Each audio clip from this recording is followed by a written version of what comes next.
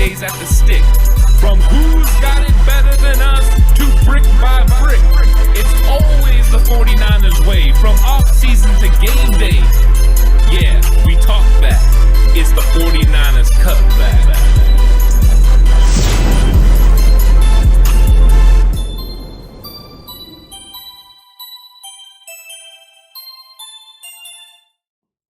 It's 49ers Cutback Podcast time, and we had to jump on 3 minutes early because there's breaking news. Breaking, boys and girls! It came out today, Michael Pruitt dealing with a calf. So the 49ers did what we had kind of thought about and talked about in earlier episodes and signed Jordan Matthews. They did. There was something to him working out with George Kittle. There was something to him working out with Trey Lance and catching at his pro day. Accurate indeed. Look, they talked about it, right? The 30 pounds he put on in the offseason. He's been working with Kittle. He's been trying this transition that a lot of players and a lot of athletes are now starting to do, right? This whole transition and change from what they have been doing and what they were doing when they first came in the league to a different position. A position where necessarily maybe you don't always have the greatest athletes out there in space doing things and, you know, running around and being tight ends. But now Jordan Matthews gets to take all of the skill sets he had as a wide receiver and apply it to the tight end room. This is breaking news. This literally happened within the last few minutes. My goodness gracious. And I feel like we're all over this. I feel like we're all over a lot of things that have been happening so far. Week one of training camp. A lot of the things that we've been talking about have been coming to fruition. And now we got players getting signed that we've been talking about now for what feels like months. It was always going to be something the 49ers thought about doing, was adding a wide receiver type at the tight end. You know, someone that could catch the ball. We've known for a while that Charlie Warner and Michael Pruitt were not going to be big-time threats in the pass game. So adding somebody that was in the Jordan Reed mold is what you were looking for. And this guy makes sense. And he put on the size. He understands the 49ers offense already. He's been working out with George Kittle. I'm sure Kittle gave him some insight into what they do in the tight end room. Jordan Matthews was at tight end U. Okay, that is something that you don't just do. They didn't invite everyone. In fact, a lot of people didn't come. For a guy transitioning like that, George Kittle knew what could possibly happen. Michael Pruitt's calf injury has definitely opened the door, and Jordan Matthews is ready to swing and see what happens. Absolutely. It's 100% now available and open for Jordan Matthews to be able to come in, swoop in, make this roster. And we've been talking about, right, a potential upgrade at the tight end position, potential change, right? Something happening here in this room improving. Receiving wise, it just did. It just took a massive step up over Charlie Warner. And keep in mind, like, don't forget 49ers fans, we gave you our pre-training camp 53, right? We felt really, really good about it. We only kept 3 tight ends. Yeah, we did. So if that's still the idea going forward for this team, Charlie Warner is now on the outside looking in. You think so? Well, in the blocking aspect, no. But if if Jordan Matthews can show that he's a decent blocker, there is no question who the better receiving option is. Well, I think those are the big questions. Number one is how much has Charlie Warner improved in the receiving game? True. And number two, how good is Jordan Matthews at blocking? He was a good to decent blocker at the wide receiver position, but now he's going to be playing inline and doing some of the things that are asked, of a tight end. To be able to block on Warner's level is going to be hard because Warner is a very good blocker. So it's all going to depend on what the 49ers decide to do. Now, what could be the trump card, though, is if Ross Dwelley becomes that blocking tight end. If he's going to take extra, reps, and then Warner's expendable. So those are good questions to have and to have answered. I am curious to see what Jordan Matthews looks like. Yes. Against linebackers, against safeties, coming from a tight end position. And will they only line him up in the power slot, or will he see time in line as a tight end? Those will be big questions as training camp moves forward and ultimately when we get to see him in the preseason. Yeah, no, definitely indeed. This Jordan Matthews signing just adds another dynamic to this team and another aspect. It also kind of drives home this point of wanting to find that unique tight end talent that doesn't necessarily have to be an inline blocker and can just be more of a receiving threat, that Jordan Reed type mold. This is important to San Francisco. It's important to Kyle Shanahan to have that option, have that ability. There are guys in the roster we think could play that power slot type role, but having an option at tight end that can do that as well makes, again, your offense and your playbook just a little more diverse and a little more expansive. And it does make you feel good about the fact that if something happens to George Kittle, Ross Dwelley can handle most of the snap to snap. But if you're looking for a pass catcher, now you would have a Jordan Matthews that would be able to come in and do something for you. So that in that area, it's a definite improvement. Whether he makes this roster or not is still up in the air because I don't think this is a slam dunk that he's going to make this roster. It could be nothing more than an opportunity to look at him and see how he's developed with his size. But I think they have a good idea who the player is. He's respected around the organization and with his teammates. So solid move for them, and let's see how it progresses as we get through training camp. Yeah, absolutely. I'm really excited to see what happens there. And my goodness, we go from breaking news to also other breaking news. There's new merch in the Cutback shop. There's your training camp t-shirt. Ant is showing it off right now. You can get your 49ers training camp shirts today. White, black, red, multitude of colors. Lots of way to represent your 49ers and the Treys in the Bay that we now have in Trey Sermon and Trey Lance. And get hype for this preseason, this training camp. Get those limited time, obviously only during training camp. Yes. And we have a lot of news coming from training camp that we have to get into. Absolutely. And some of the big things and big topics today that are all over social media is the fact that Nick Bosa, and Jalen Hurd didn't practice. And we've talked about this last year. This is one of the first things we talked about in our when we first started our cast was maintenance days. And we got to use the air quotes, maintenance days. Because they're back? They're back. And Kyle Shanahan said in the presser today that this is going to be the norm, that Nick Bosa and Jalen Hurd, I think he was referring to Bosa, but I assume it means Jalen Hurd too. They both had a similar injury with the ACL tear. That they're going to work. They're going to have 2 days of practice and they're going to get a day off. True. And they're going to be doing that right now and working themselves in. I don't think this is a surprise to anyone except the people that flew off the handle that Nick Bosa wasn't at practice and he wasn't doing this. And I bet you can't guess who it was. And the fact that he lost his mind, that he's not there. I mean, he's not on the field. That's an obvious loss, right? He's obvious. Something's wrong. Something's going on. No, this is normal. This is what everyone expected. And anyone that understands actual injuries and how football works and how training works, this is what needs to happen. You need to make sure you ease these guys in. 2 days of practice doing individual drills. You need a day off to kind of get it together, work on some other things, a rehab day, as they would say. And these guys are taking care of their bodies, and that's what we want. That's what they're supposed to do. They're Yep. supposed to be taking care of their bodies. It's a coaching staff. You're supposed to be doing and finding ways to keep these guys fresh and not have them overwork themselves, especially in week 1 Yeah. of a freaking training camp in which these guys are coming off of an entire 2020 crazy season, right? You don't want these guys doing too much. You need to just kind of let them build through. You gave them an extended period of time off too, leading into training camp. So you have to rebuild yourself back up and slowly progress yourself to being able to go every day full speed or 85, 90% of the time full speed. So this is a non-story.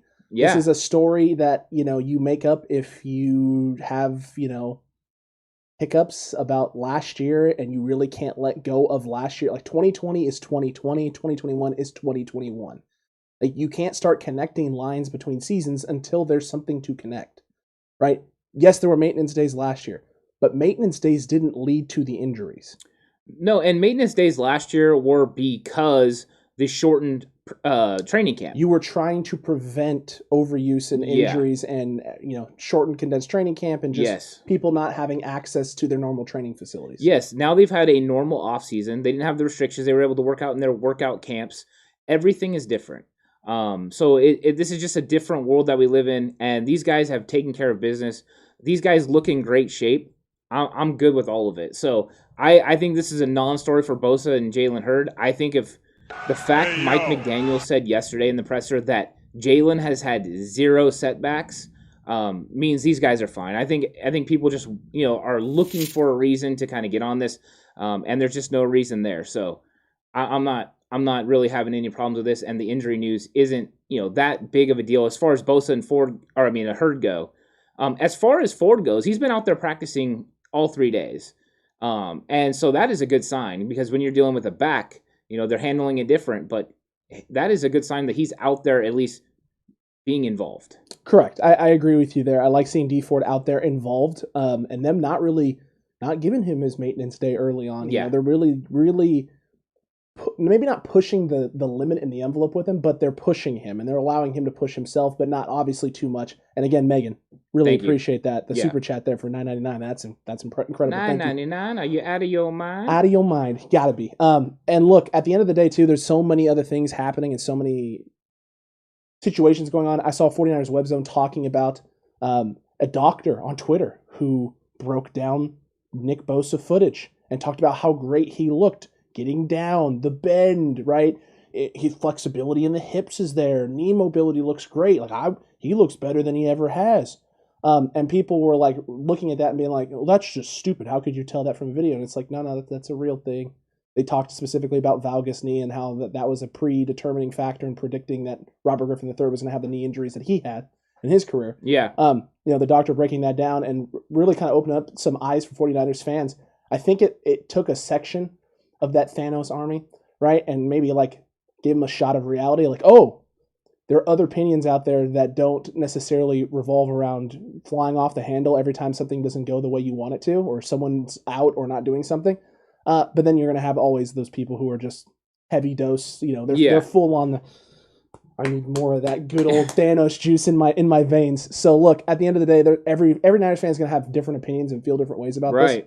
But Bosa and Hurd right now, this is nothing to worry about until it's 4 days off and no one's doing anything. If they're 2 on and 1 off, then you take it for right now. And again, I think every 49ers fan would agree. I would rather them take 7 days off in training camp and play week 1 than not take those 7 days off and miss a portion of the season. Yeah, I see Alex Faulkner said Richie James had 2 drops today. Travis Benjamin stock up. I don't think we think his stock's up, right? His stock is where. Well, I mean, the one thing is this is from Cone. I mean, Cone was talking about drops. I think I actually seen a tweet about it. Okay. I did not watch his content because I will not watch the good and the bad from each day because to me it doesn't make sense because I don't know the context of these drops, right? Correct. Now, he can say he was wide open, but was he the primary receiver? What was going into this? I don't know the context. A lot of times context will lead into it, but I will tell you this. No one is going to not make this team or make this team from 2 drops on day 3 of practice. No. That is 100% accurate. Did he make drops and does he need to clean it up? Yes. And you know what's going to happen when they get into film study? They're going to let him have it because he needs to operate and do better. I don't think drops is the undoing of Richie James. However, if he has the drops all throughout training camp, if this is consistent every single day, then it'll be a problem. So if you start hearing that he's having drops every day, then I would say that's a concern. That doesn't ultimately mean good things for Travis Benjamin, though. Even though I believe Benjamin is a better player, that doesn't mean that I think this is stock up for him. Does it make it easier for him to make the team? Yes. But I think that there's a lot of capable receivers, and this is going to be a hard room to make no matter what. I think what makes the stock up for Richie James is a lot of the footage that I've seen of not Richie James, of Travis Benjamin.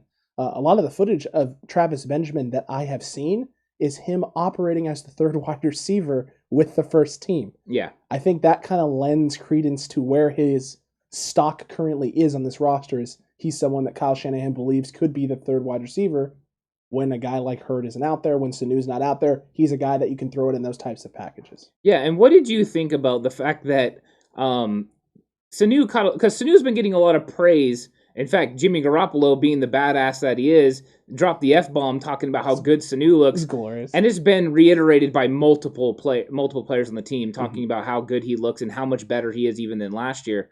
What did you think about the fact that he got a little bit of shade thrown at him because he did not get enough separation from K'Wan Williams, and K'Wan Williams is really great over the middle on a pass. Now, first let me preface this by saying, my first thought was, number one, hey, was he even receiver 1, 2, or 3? We don't know that. What was the coverage? Was it man coverage? Was it zone? Was Yes. Was Shark on the other side of the field waiting for the crossing route? Was there a pass rush? Did Jimmy have to get rid of the ball? Was it Trey? Did Trey have to get rid of the ball? There's so much that goes into this that you need to have always context with this stuff. And I look at it and I'm like, I don't know. He's like, I don't know what everyone's seeing. Well, let me just say that's also one play, right? It's one play. Well, it's also not exactly the guy that I'm going to listen to as far as breaking down the ins and outs of football. If you want to talk about transactions and overreacting to any situation, you're on the right track. If you're looking for actual technique, I wish I brought my glove. The breakdown, oh man, I don't see it. No, I saw something about it, and you had kind of mentioned it to me. It sent me a little message and said, "Hey, this is going on."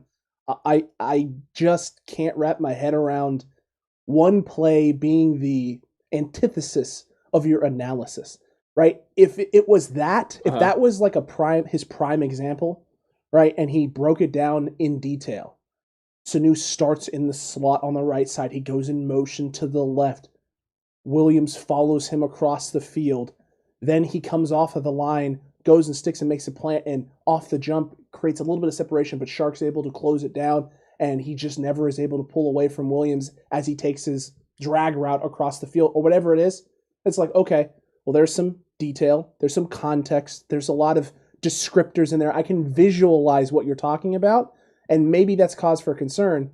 However, if there's no other examples from the entirety of the session or the practice, if that's the only example you have, you're talking about one route in the hundreds that they run daily. It's also results, right? We talked about this before. Stop looking too much into results of what happens at practice. That's not the most important thing.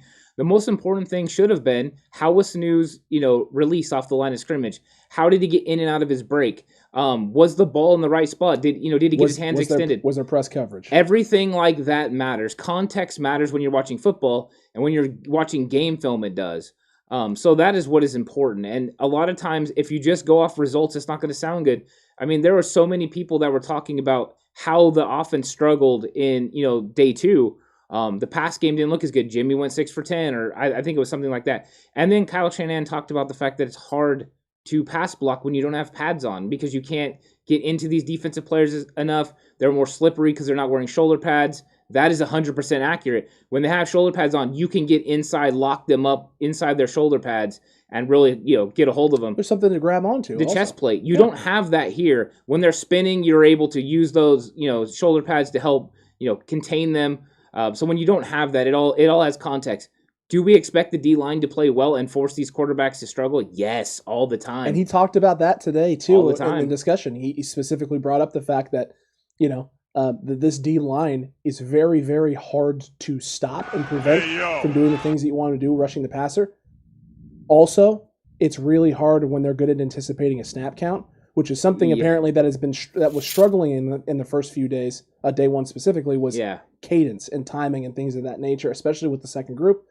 Which so the second group struggled. Something Trey Lance was struggling with. He's human. Oh my gosh, who would have thought it? But it's also something that you and I have talked about with, again, learning the ins and outs of the system, learning to play against an elite NFL defense. This is the best news for 49ers fans. Trey Lance is going to get to face one of the top 5 defenses in the league every single practice. So that in and of itself is going to get him more and more ready. And Jason Ellsworth with the 20 bomb. Coming through big time. My goodness. Thanks, gracious, Jason. We really appreciate it. Really I was trying to contain myself from not cutting Alex off and just thanking Jason right there. But I appreciate it. We really do appreciate it. I mean, with cadence, a lot of people don't understand just how important it is. I'm sure other quarterbacks have even more trouble with this than Trey Lance does. Or the other guys, because when you're in college and you haven't been calling, a snap count, I know he has, but other guys, the cadence is an issue, but also it's rhythm. You have to have rhythm. You have certain terms you want to say, all kinds of stuff that they have to learn. And that's why the ins and outs of what they're doing, is so important. Now, one thing Kyle Shanahan did talk about is the install that they had, in OTAs. They are doing the same install over the first 7 practices this time as well. Yeah. How come there's no talk about the Trey offense or the Jimmy offense? Because right now they're just learning the 49ers offense, which is important. They're going to get everyone on the same page. And I mean, this is the kind of normal growing pains you expect from a rookie quarterback. And I think it's unfortunate that people have tried to thrust Trey Lance out there. And Trey Lance had great comments on what he felt about his relationship with Jimmy Garoppolo. And the fact that Jimmy, is leading by example and he's watching and he knows he can learn so much from Jimmy Garoppolo. What he's doing is he's learning from a guy that mastered how to operate this offense. And he's going to learn everything to do and everything not to do. And when they get into these, meetings, he's going to see it. I did notice a little bit, I don't want to go too far into it, but I did notice that Trey's technique, has faltered a little bit. He's definitely done a little things. The Bulls have started flying and some of these things that it hasn't gotten as bad as it was. No. But it has slipped a little bit, and that is something I'm sure that they need to focus on and work on a little bit more. You can tell how much work he's done, so I don't want to slight him in any way. No. But I thought this was kind of a normal thing where it's kind of like stretching a rubber band. They took it all the way to here, and it's come back to here. Yeah. But he's going to get there eventually. But I thought that was one thing I noticed. I think they've stretched it enough, though, right? That he didn't return back to what he used to be, like you talked about. No, not even close. But there is a little bit of a windup. It's a little bit there. It's still very compact, and it's definitely way cleaner than I've ever seen it, like in any sort of live situation. Yeah. But occasionally that little wind-up throwing motion is there still. He definitely doesn't have the quick release Jimmy Garoppolo has, but he never did. So that's not something that you can compare at and go, well, this is what makes Jimmy better. That's what makes Trey worse. That's what makes Jimmy special is the quick release. That isn't going to be what makes Trey special. Yeah, and then he can make up for that in anticipation, knowing Correct. Where to go with the ball on given situations. He can use his intellect to do that. So you don't have to have the quickest release. It's just a caveat that's nice to have. Accurate. Which Jimmy does. But there's even another story, and Lou wanted us to talk about this. He said it in the premiere yesterday that he wanted us to talk about Kinlaw and the knee because Kinlaw had surgery early on in the year, yep. And then he recovered, and then he was traveling recently and had a swelling incident, and it appears that they drained the knee, and then he was basically instructed to stay off of it. So what they were doing was kind of working him back in. So they didn't let him practice the first day. They kind of were doing light stuff. And now he's getting back into it. But Kinlaw came out and said clearly, I am not injured. Alex, I know you are all over this, and I know it's not uncommon for somebody that has knee issues when they're traveling to have some sort of swelling. 100%. Anytime you have surgery or anything with a knee, and you're traveling long distances and you're immobile, it's going to flare up. You're going to have issues. And so you don't want to overdo it. You don't want to overstate it, right? Kinlaw coming out and saying there's no issue, no injury, and the 49ers not coming out and reporting it as this massive injury and a huge setback, makes me feel like it's not a non-story. It's obviously a story. It's something you need to watch because, again, with time, Kinlaw's size, things of that nature, all play into how his knee is going to hold up over time. However, I'm not super concerned with it, especially when it's swelling. Man, that could be, you can get swelling from just falling too hard on the ground with how quick and how hard these guys play. right? You can get swelling from, just hyperextension. There are plenty of reasons for your knees to swell up. Obviously, it's a concern on a surgically repaired knee. Right now, it's a nothing burger, but it's not like a complete nothing burger. Well, it was also a scope. Correct. That he had done. You know what I mean? It wasn't like something super invasive. It's not invasive, no. So I'm not going to worry about this. If he starts having more maintenance days, I will start to have a little bit of concern. But as of right now, I would say I don't. They knew what they were getting. They did a lot of tests on his knee when he was coming out of college. There was a lot of medical on this, so they knew what they were getting at that position. And they knew last year he was playing with scar tissue. Correct. So now he's gotten it cleaned out and he's ready to go. So I'm not as concerned about it. No, and that's a great question, Monica. I'm not overly worried about Kinlaw, but will it be a factor when traveling with games? Potentially, like the overseas games when you get like 13, 14 hours flights. Yeah. Yes. When you're flying across the country for 6-7 hours, not typically. Not as much. These guys are also flying first class most of the time, so they're able to move around in the cabin and do things like that. But when you're doing long road travels in a small plane or in a car where it's just not a lot of mobility and a lot of room to move, that's when you see issues like that. They can also take preventative measures. Correct. They can be prepared. They can elevate. They can do all kinds of stuff. They will be ready for this. They will make sure they manage him to make sure he is ready to go, and he will play and he will do good. I think all of this has been maintenance to make sure he's good to go for training camp and for the regular season. That's what's the most important. Agreed. Calm Before the Swarm with a great question as well. When are we interviewing Jalen Hurd on the podcast? I would love that. That would be a dream come true. Yeah, Jalen Hurd I'm literally a fanboy at this point. He's my guy. I was watching training camp yesterday. Got to watch some of the clips. Actually, it wasn't clips. It was like I think 40 minutes of training camp. Was it the live first look? It was one of them. It was like day 2, and I got to watch it. And I was trying to pay attention to things, and I saw Jalen out there working. And you know what? We don't get a lot of a glimpse, but we did see Marcel Harris working with the linebackers, which was interesting. We'll get to that later. But Jalen Hurd, it's just nice to see him out there. Nice to see him doing things. I mean, as much as you can break down from him just doing release drills and catching the ball out there, you can't really learn anything from that. But overall, I'm just happy to have him out there. And I think that's how it feels about everyone. To kind of finish up on the players that we don't have out there right now, of course, Pruitt, we have the calf, and that was why Jordan Matthews, I believe, is signed. But also you had the COVID still hitting a couple of guys, actually a few. Mosley, Jennings, and Tart on COVID, and that could have been what saved Tart from going on the PUP list because he went on COVID, so they didn't have to do that. I don't know. Is there any concern from you about those 3 guys being on the COVID list? No, because you got 90% of the team vaccinated. They hit that number. They hit that threshold they have officially. 5 not vaccinated. 5 guys not vaccinated. They won't obviously say which 5 are or are not. Well, I could basically tell you. You can? Well, I can tell you 4 of them for sure. All right, well, we won't do that, though, because I'll be honest, I don't really want to talk about that. That's not something I'm interested in, but it's pretty clear. It's pretty clear who those 5 are, and it is what it is. Look, at the end of the day, the only one that I'm concerned with as being a 4 is Jennings, just because he's not able to get out there and get reps, and you want to see Juwan Jennings out there getting reps. Hey, as long as he is in pads when we go, that's all I care about. That's true, and we'll get to that, chat. Yeah. We'll get there, no worries. But I think that's the only one that's concerning because you want to see him out there, you want to see him get reps. He needs time. Yeah. He needs the time on the field to show out and show something. So for him to be on the COVID list, not being able to do things on the field and practice with his teammates, sucks for him, sucks for the coaching staff because you don't get to evaluate. And then for Tart, it's just another thing in a long line of Jaquiski Tart things that it's just adding up. But again, this is why they made the moves that they did in going out and getting the Tavon Wilsons and the Tony Jeffersons of the world.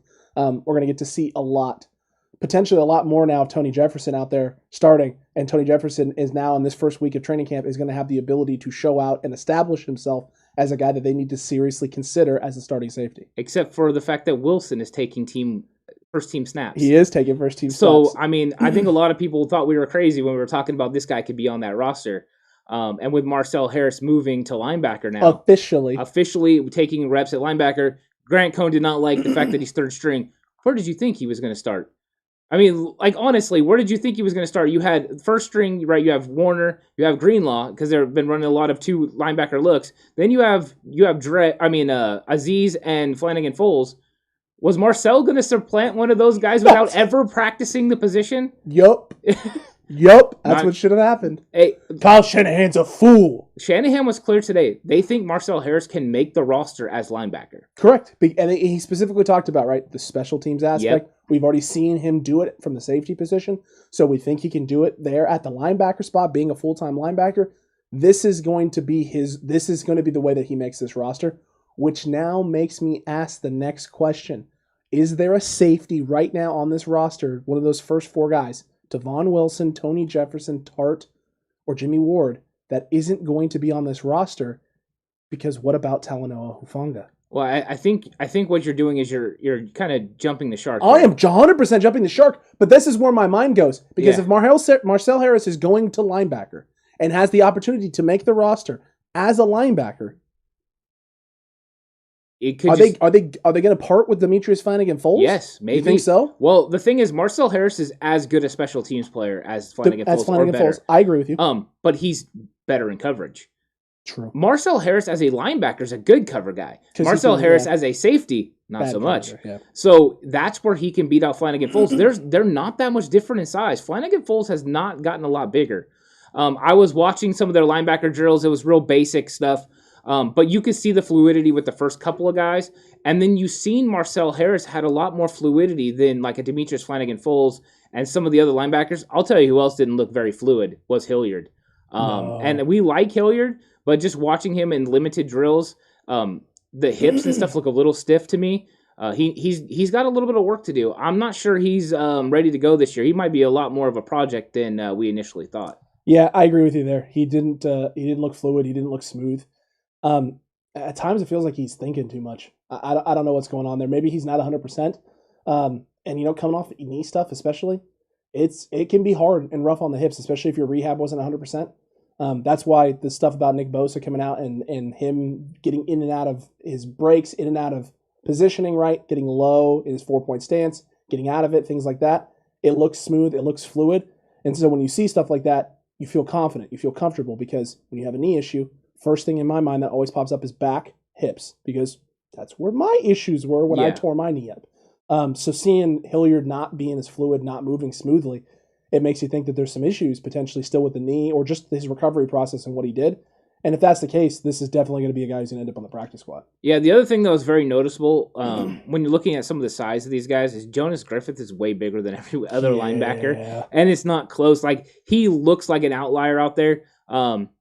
Samson Ebukam also that dude is a brick house. Yeah. Like, that dude is crazy strong. Dude, when the first clip came out, the first video clip of Ebukam came out doing some bag drills, and I saw it, I was like, who is oh my God. Yeah. That's Ebukam? Because he doesn't look like the guy he looked like last year. He looks bigger. He does, and when he stands next to D Ford, they look similar stature. Ford's a little bit taller. A little bit. But similar stature. It's true. I mean, that is good. And I heard he had a good day of practice. I didn't get to see any of the techniques, so I'm not going to comment. But his results were good. So if we're going to go on results, but I don't know. He did kind of talk about going against Trent Williams and how tough that is. He kind of gave a deep sigh, like, but that's a good thing for us because these guys get to go against Trent every single day at practice. God, that's glorious. And you know who else I'm looking forward to seeing in person is Mike McGlinchey. I can't wait. Agreed. One thing, I don't know if you caught this or not, in day one presser after the first practice, was Kyle Shanahan talking about Mike McGlinchey and the fact that he struggled in 2020 because they were playing from behind and they didn't have the opportunity to run the ball successfully, and those things really hampered Mike McGlinchey. Hey, Kyle, at any point in time, you can just reach out and ask us to join the coaching staff. It's all good. Oh, we're good with that. We're good with that. But you mean Kyle Shanahan hit the point that we literally have been talking about? I think it's for almost the entirety of all last season. Well, it's a football point, right? It's yes. when you're looking at it from a football lens, when you're looking at it from a coaching lens, you understand that certain players have certain skill sets and they're able to be better at those things when they're put in good situations. Mike McGlinchey's not in a good situation when they're playing from behind and he's out there on an island against one of these edge pass rushers where they get to use speed or for some of them a lot of size. Now, he has put size on, so that'll make a big difference, but that was never a good situation for him, where this is going to be a good situation because I think they're going to be able to play from in front or at least really close, and they're not going to have to worry about playing from behind and him, kick slide and being on an island with these edge defenders that can really do some damage. Some teams use the pass to set up the run. Other teams utilize your run game in order to set up the pass. It is too sweet. Yeah. In the case of the 49ers, we are 100% a run-first team who uses the run and utilizes our run game to set up opportunities for big passing opportunities and also to get certain packages and certain looks from the defense out there so you can capitalize with one-on-one matchups or scheme matchups, right? You know, a team's going to run zone. This is the weak area of the zone. We can flood this area, get guys moving this direction, and get Kittle one-on-one with a corner or something like that. Yeah. Like, there's ways to accomplish it and ways to do it.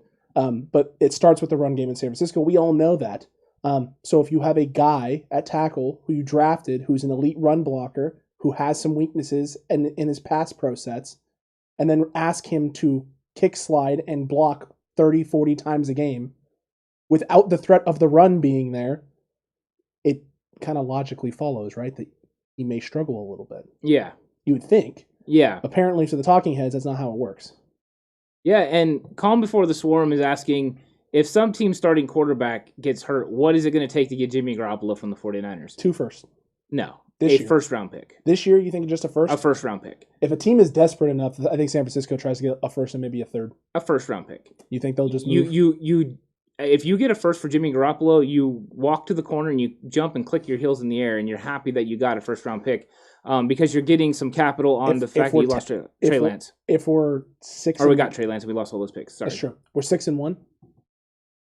Just a first? I don't know. It depends. You know, what is the price? Maybe they offer more, but I think they would be happy with their first-round pick. If they're 6-1 and they don't believe Trey Lance is ready to take over, they just won't make the move. Correct. Because they're trying to win a Super Bowl ultimately. Accurate. I do think it's going to take a lot to pry Jimmy Garoppolo out of their hands. Maybe the fact that someone would have control of him for a year and a half, maybe it would be more than a first-round pick. That's true. If it was just the end of the season, the first makes sense. Yeah, so I mean, maybe you're right. Maybe it would take more. I don't know. I don't think they're going to openly be fielding calls unless Trey Lance is ultimately ready to go. Another thing Kyle Shanahan said in the presser today, you would like to keep 2 quarterbacks and 1 on the practice squad. So he's finally put that out there that is what you would like to do. He goes, well, we have 2 very good guys in that room. There's 4 guys that are really good that I like to keep. But he's definitely toying with that idea, Jimmy and Trey, because we know if those 2 guys aren't playing, we're going to get Mullins. Mm-hmm. So they know what's up. And I saw some stuff from Sudfeld and from Rosen. They were just warm-ups. Okay, folks, it was just warm-ups, so don't read too much into it. But some of their throws towards the sideline during warm-up sessions where you got receivers running about 50 to 75%, and they're leaving the ball high and a little bit outside. And I'm like, okay, well, I mean, that's about what you expect from those 2. But it goes to our point, more towards our point anyway, that after those 2 gentlemen, after Trey Lance and Jimmy Garoppolo, there is not a lot there. And the fact that Kyle Shanahan is actively thinking about this, I think brings a warm feeling to both of our hearts and souls because we would love it if he just didn't keep 3 this year, rolled with 2, and just saved that roster spot for another position. I think they're going to keep 2. I think so the too. more and more I look at it, the more and more I think they realize that if they don't have Jimmy Garoppolo and they don't have Trey Lance starting, that the season is lost anyways. So why would you keep an extra roster spot when you could keep a very talented player, whether that is a JaMychal Hasty or Richie James or Jawan Jennings, one of those guys on your roster, or maybe even an extra safety like we've talked about. Sure. Keeping an extra player is so beneficial to the team. So that would make more sense than keeping a third quarterback, even though I know a lot of people are very high on Josh Rosen. But Rosen, I kind of feel bad for Rosen and Sudfeld because they're just not going to get that many reps. No. Like, not even in training camp. Shanahan said today that in the preseason games, they might not even get that many reps behind Jimmy and Trey. That is signaling to me for sure that everything's about Jimmy and Trey, and then those 2 guys are there as support in case something happens. I mean, and that's fair, and in all honesty, it's probably how it should be. It should be, because those 2 guys haven't proven anything in this league. No, not at all. And nothing to the 49ers brass either. You know what I mean? They've done nothing. This isn't like when they had Mullins and Beathard, where they had at least showed you something in games, and so they were familiar with the team. They had the team support and all that. These guys are kind of outliers. Are these guys more talented than Beathard and Mullins? Probably. But ultimately, are they better football players? That's another question. How could you say that? Because we all saw the stat this last year of how many passing yards Nick Mullins had thrown for in his career. Well, Nick Mullins did go 16 of 17 at Eagles practice, so obviously he's the truth. That's what it means. He's going to start over Jalen Hurts. Oh, it's coming. Yeah, Jalen Hurts is going to be the playoff quarterback for a second straight year. Yeah. For the Philadelphia Eagles. You never know. Man, a lot of other things too to talk about. Again, one of them being maybe not injuries, but people talking about injuries and talking about braces. Here comes those darn braces again. And talking specifically about Raheem Mostert and the narrative being set up right about that he's always injured. And it's because of the knee brace in practice. Yeah. Which is an asinine comment and makes absolutely zero sense. Well, what's interesting is actually we don't know who said this that got Mostert going. No, but he got going. Because, I mean, this is normal for kind of some of the Twitter people about Jimmy Garoppolo. They will go off on Jimmy about wearing a brace. It's always a big topic of conversation. When Mostert was talking about it, he talked the fact that he wears it in practice, but then when he gets to the game, he doesn't wear it, and he feels free and loose and ready to go, and he wants to continue doing that as he plays 5-6 more years in this league. That is what he's looking to do.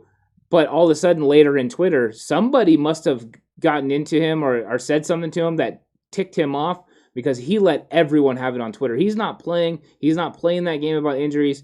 I think the 49ers are done with the injuries. They asked Jason Verrett about injuries again, and Jason Verrett once again reiterated, I am not talking about injuries. So I think these guys are done with it. They want to leave 2020 behind them. They want to move on. This is a new season. And I think that was Mostert saying, look, I'm not injured. I don't get injured a lot. Get out of here with that nonsense. Don't come at me with that, bro. Well, especially since he brought up the fact that he's been doing this since he came into the league. This isn't a new thing that started happening after a few injuries started piling up for him. Look, here's the other thing, too, that people tend to forget about when it comes to things of this nature. Athletes tend to have routines, things that make them comfortable, help them operate better. One of them may be just that. I can tell you that it's not usually recommended for certain athletes to wear a brace all the time. My doctor informed me after I was diagnosed with arthritis, hey, it probably wasn't smart for you to wear those ankle braces to every practice and every game in high school. You probably should have balanced it out a little bit, only worn it when you really felt you needed it, maybe only in practices, maybe not so much in games, or in games where it was happening the most, only in games and not in practices. Like just different areas and mix it up because your body tends to start to rely on those things. So a guy wearing a knee brace as extra support in practice sessions and then taking it off so that he's free in the game actually kind of lines up with just how things are. This again goes back to this culture now of people wanting to look at the past and dwell on the past, right? They want to focus on 2020 and all the injuries, and they can't let it go. 49ers fans, let it go. It was last season. We can't change it. There's nothing that is ever going to change the 2020 craziness. All we can do is build and look forward to 2021 and what this team can do when healthy. Right now, the team is healthy. There are some nicks and bruises from a few guys, but for the most part, this is anywhere close to 2020 levels of injuries. Everyone take a deep breath. Yes, but you know what gets people to click? Injuries. You know what gets people to click? Quarterback controversy. You know what gets people to click is saying somebody that's being hyped up sucks. Whenever you do those sort of things, you get a response from the people that are reading, watching, whatever. And that's what you're trying to do is invoke emotion. So I get it. I understand it. That is what these people do, and that's what they're supposed to do. That, however, is not what I will do because I look at it from a coaching lens. I understand. Yeah, you as well. Sorry. You're good. I got you. That is. We understand how it is to be on the other foot, to see injuries and see how people respond to them and all that stuff, and see how a team responds to it. It is a different world inside a football locker room than it is outside. The camaraderie, the brotherhood, the fact that Jimmy Garoppolo talked about how bad his ankle was after Trent Williams said it was basically almost like hanging on a thread.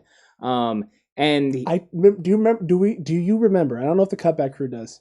I literally said that at one point. I said the way that he was moving on it and planning it, it looked a lot similar to the things I dealt with mine because I played through torn ligaments, 3 on each ankle, which was half, and 2 of them being completely torn off the bone. He was moving around like it was hanging by a thread, and I was like, man, if that's really the case, props to that guy, because I only did that at the high school level, right? I'm playing against guys who never saw a few guys that I played against are seen in professional field, including Tremaine Johnson. Shout out Tremaine. But that's professional level athletes. You're playing against the 1% of the 1% Yeah. in terms of athletes. I mean, that's incredible that he did that. Do you think that Pete Carroll walked up to Bobby Wagner during the game and was like, sweep the leg? I mean, as Russell Wilson's in the background going, get him a body bag. Get him a body bag. Yeah, look, I mean, I wouldn't put it past Peach. I wouldn't put him past. As he's tuning. Hey, Bobby. Bobby, come here. See that ankle over there? Yeah. You know what to do. Sweep the leg. Sweep the leg. Freaking Pete Carroll. My gosh. Goodness gracious almighty. Look, I'm just happy for Raheem Mostert for sticking up for himself. Yeah. I'm happy for all these 49ers players kind of putting their foot down on this and just being like, look, y'all want to dwell on the past, you can dwell, but you're not going to drag us with you. Yeah, I think there was a lot of exciting things that we can be excited about from 49ers camp as well. Mm-hmm. The fact that Jimmy's out there taking command of the team, Trey's looking good. You know, I mean, there's the Jimmy and Trey thing is real. Like, they're out there battling. Deebo Samuel looks more healthy than he's ever been as far as just the way he moves. He's more limber. He's been doing yoga. But you got him and Ayuk. Yoga. Did you happen to see Ayuk's stature today? Yeah, dude, he looks. He looked big. So he said he put on 4 pounds. He looked thick though. It doesn't look like. No, well, he put on 4 pounds, but his percentage of body fat went way down. So it's probably like 6-7 pounds of muscle. Probably, which is fantastic. I mean, he looks great. If we're talking, if looks give you any signal into what he's doing, this dude's about to blow it up. But I know he's been having a good training camp. Also, him and Jimmy Garoppolo both in separate press conferences talked about the chemistry that they have and the fact that Jimmy can read his body language. And then also, Ayuk said he just knows what Jimmy's thinking and where to be so Jimmy can get him the ball, and that they actually developed it last year at the end of the year during practice. It's true. I mean, if those two are on the same page, that this offense is going to be freaking deadly, because this is the one thing that this offense was missing last year was that aspect of the Jimmy connection, or Jimmy even just being back there behind center, but just any sort of chemistry being built up with Ayuk so that you know where he is and you're comfortable going to him, so that way you have another option on the field. If you're only comfortable going to Deebo, you're only comfortable going to Kittle, well, that limits you. You add that third guy in who's just as dynamic as Deebo and just as dynamic as Kittle in different ways.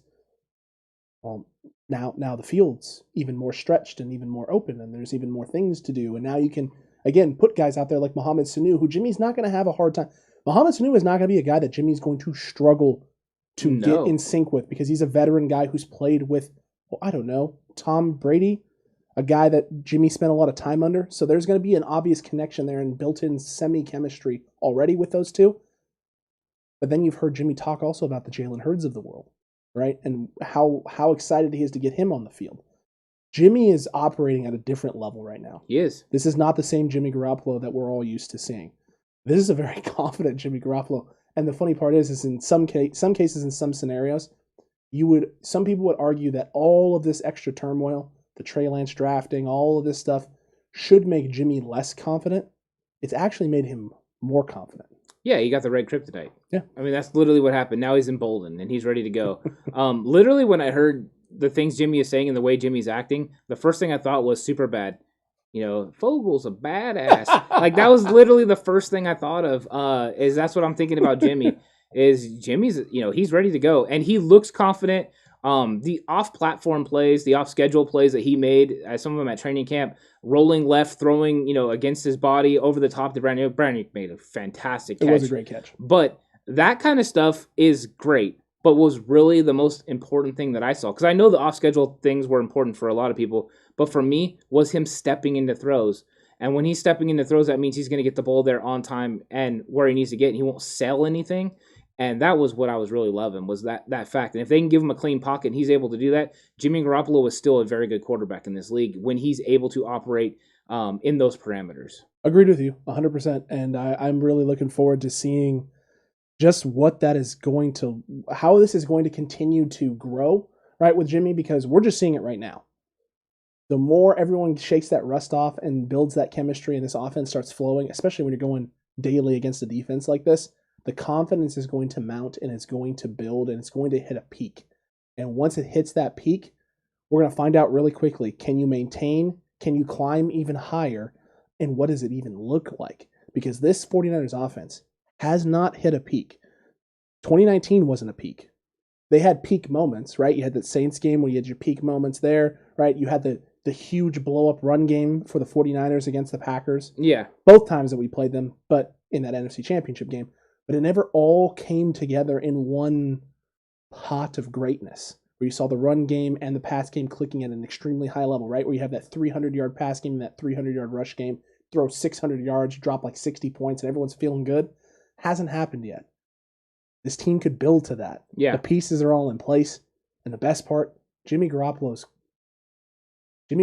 got like, it's not swag. It's something different, dude. It's almost gangster-like. He's literally. It's a G thing. It is. He owns this team. He owns this training camp right now. He's got nothing to lose. Correct. I mean, he knows it's inevitable. It's like a guy who knows he's about to lose his life. He's got nothing to lose. He's going to do all the things he ever wanted to do. It's like last time thing. I seen Jason asking a question about Debo going deep more. Debo talked about this, that he's been working on that. I think it is an added element to the offense that we're going to see more of this year, because we saw Debo in 2019. He didn't have the Brandon Ayuk that could take the top off the defense. So he operated a lot, in a different way. Now that you have that fear, you have safeties that have to roll over onto Brandon Ayuk. That is going to cause instant opportunities for Debo Samuel to get down the field and get vertical, for George Kittle to get down the field and get vertical. Brandon Ayuk is actually going to open up a lot of things for this team. But Debo Samuel had to work on it a little bit. He wasn't the best part of his game, but I think he can succeed at it. And I do like everyone being able to take the top off the defense and go deep. Debo's 4'5", he can definitely do it. Jalen Hurd is 6'5", he can definitely do it. We know Travis Benjamin can do it. So now they have a lot of options to get the ball down the field. Yeah, Travis Benjamin, George Kittle, Brandon Ayuk, Raheem Mostert on wheel routes out of the backfield. Oh, yeah. I mean, that's for sure. Juice match up with a linebacker. Also true. This offense is going to be just lights out, dude. And oh, man. I just want to get to training camp. I just want to physically get there. Yeah. I almost can't wait. I can't wait either. I want to get out there, too. I want to watch practice. I want to see these guys in drills. A lot of times when you're live, it translates, and I can't wait to get out there and really break it down. I guarantee you, I'm gonna have a notepad, and I'm gonna be doing what I do, breaking this down, and things will stick out. And that's what I'm most curious about, because right now I get no context, right? Unless I can visually see it, I don't get context. Results don't give me context, and I want context on what I'm looking at, what they're trying to do. Like the fact that Jimmy Garoppolo didn't throw a lot of passes over 5 yards today. What were they working on? Were they working on the screen game? Were they looking on him getting into outlets? What was the process that they were working on? I will be able to determine that, and I know you will too, if we're out there, because we can see what the coaches are doing and what they're working on. We're going to have to we're going to come up with a list, but we're going to have to break up the positions. We're going to have to break up players, and we're really going to have to deep dive into this, because at the end of the day, what we really, really want. What name? Who are you? Seal? Tommy. Glorious. Yeah. Glorious. We love that movie. What kind of name is McLovin? It's one name. Why was it between that and McLovin? Hey, yo. It's the most commonly used name on earth. Read a book. Come on. Take off the vest. You look like Aladdin. That's a great freaking movie, dude. I need to go watch that again now. Yeah, I need for to real. watch it again. But no, I mean, there's just so many great things. And the best part about this, too, is, right, we're going to get to go. Me, you, Horst. All three of us going to get to be there. We're going to get to break this down. We're going to get to look at a variety of different players, a variety of different positions, and hopefully get a lot of film. Yeah. To be able to talk about all this and bring it back to everyone and showcase what we're talking about and the things that we're talking about. So that way you don't just get a stat breakdown from the Grant Cohns of the world. You're going to get actual footage. Well, if I won't give you like results of plays minus it being a great play with great technique. Then we'll break it down. But overall, I want to just look at how they're setting up. And the good thing about when we're going to be going is it's going to be in pads. That is something that I wanted to see, was them in pads. It also adds context to what you're doing and what you're seeing. And seeing these guys fly around, it's going to be fun. 11-on-11s are going to be great to watch. But I'm even looking forward to seeing Chris Kasarik in his element, getting these guys amped up and ready to go. Because that's one of the things that they were talking about today, and they asked Kyle Shanahan about today in his presser was, do you like seeing Kasarik and Tapp just getting that D-line group hype? And Kyle basically just kind of smirked and laughed a little bit. Was just like, I mean, in all honesty, he doesn't have to do any of those things because this group is already pretty elite and pretty great. But it's just great to see those guys like that. It just goes to show how much Tapp and how much Chris Kasarik enjoy coaching this line group. You can find a way daily for as many years, especially as Kasarek's been doing this now, to still bring that kind of energy. Like when I'm coaching, that was always my big worries. Like I know at some point I'm going to hit that wall. Yeah. And when I hit that wall, can I still find a way to bring that energy so that it doesn't zap the energy from the team? Because if the team looks at you, especially as a guy who's a leader and someone who's supposed to get them going and can build them up when they're down, if you can't bring that energy, you can zap it from everybody else in the room. Yeah. So you love seeing both of them being able to do it because, again, if one of them's off, the other one can step right in and take over and keep that energy high in that room. We'll usually see it from defensive guys, too. True. The defensive coaches usually are the guys who are fiery and play with a lot more emotion and coach with a lot more emotion. I like what he does. I did see Calm Before the Swarm said, could Jalen Hurd become a hybrid running back and tight end? I don't think the tight end thing is something they're ultimately looking for him to become. No. I think they're looking for him to be a receiver. Could we see some time for him in the backfield? Absolutely. Mm-hmm. But like George Kittle said, there's absolutely nothing you can't do with Jalen Hurd. If he decided he wanted to play tight end, he could definitely play tight end. He can do it. He can do anything they want him to do. That is his capabilities, and that's why he's so exciting to watch. Correct. And Jason, that's a great point there. He doesn't want her blocking it until he knows back is 200%. The good thing is we're a long ways away from the back injury. It's now the ACL. Yeah. That's the big concern. And shout out to Luke Luna with the $5 super chat there. Run power. Kittle, Debo, Hurd, Sanu. Run the Ferrari. Kittle, Ayuk, James Benjamin. All options, my friends. You're not wrong. No, I agree. Thank you so much, Luke. And that was a solid comment. I appreciate that. It was. Because I think we feel the same way about some of that stuff. Yes. Agreed there. I do think with Hurd, I think a lot of times we're a little bit too cautious with some of what we're expecting. Because with the back thing, back injuries are one thing, right? But they cleared his back last year in 2020. So now what he's recovering from is the ACL. 2 years to get that back right, I'm okay with the back now. The ACL, I'm worried to a point, but you're talking about a guy that's out there with no brace who also got hurt last year in training camp. So he's 12 months past an ACL injury. It's true. He is a lot farther along than even Nick Bosa is. He is.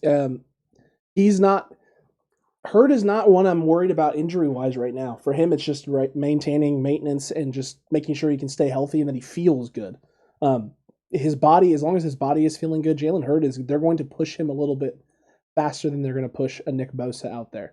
Also, he doesn't play as a physically demanding a position as Nick Bosa, which means in terms of like being able to push and pull with people. So all of his wear and tear is stopping and going on routes, getting tackled in space, jumping, landing, things like that.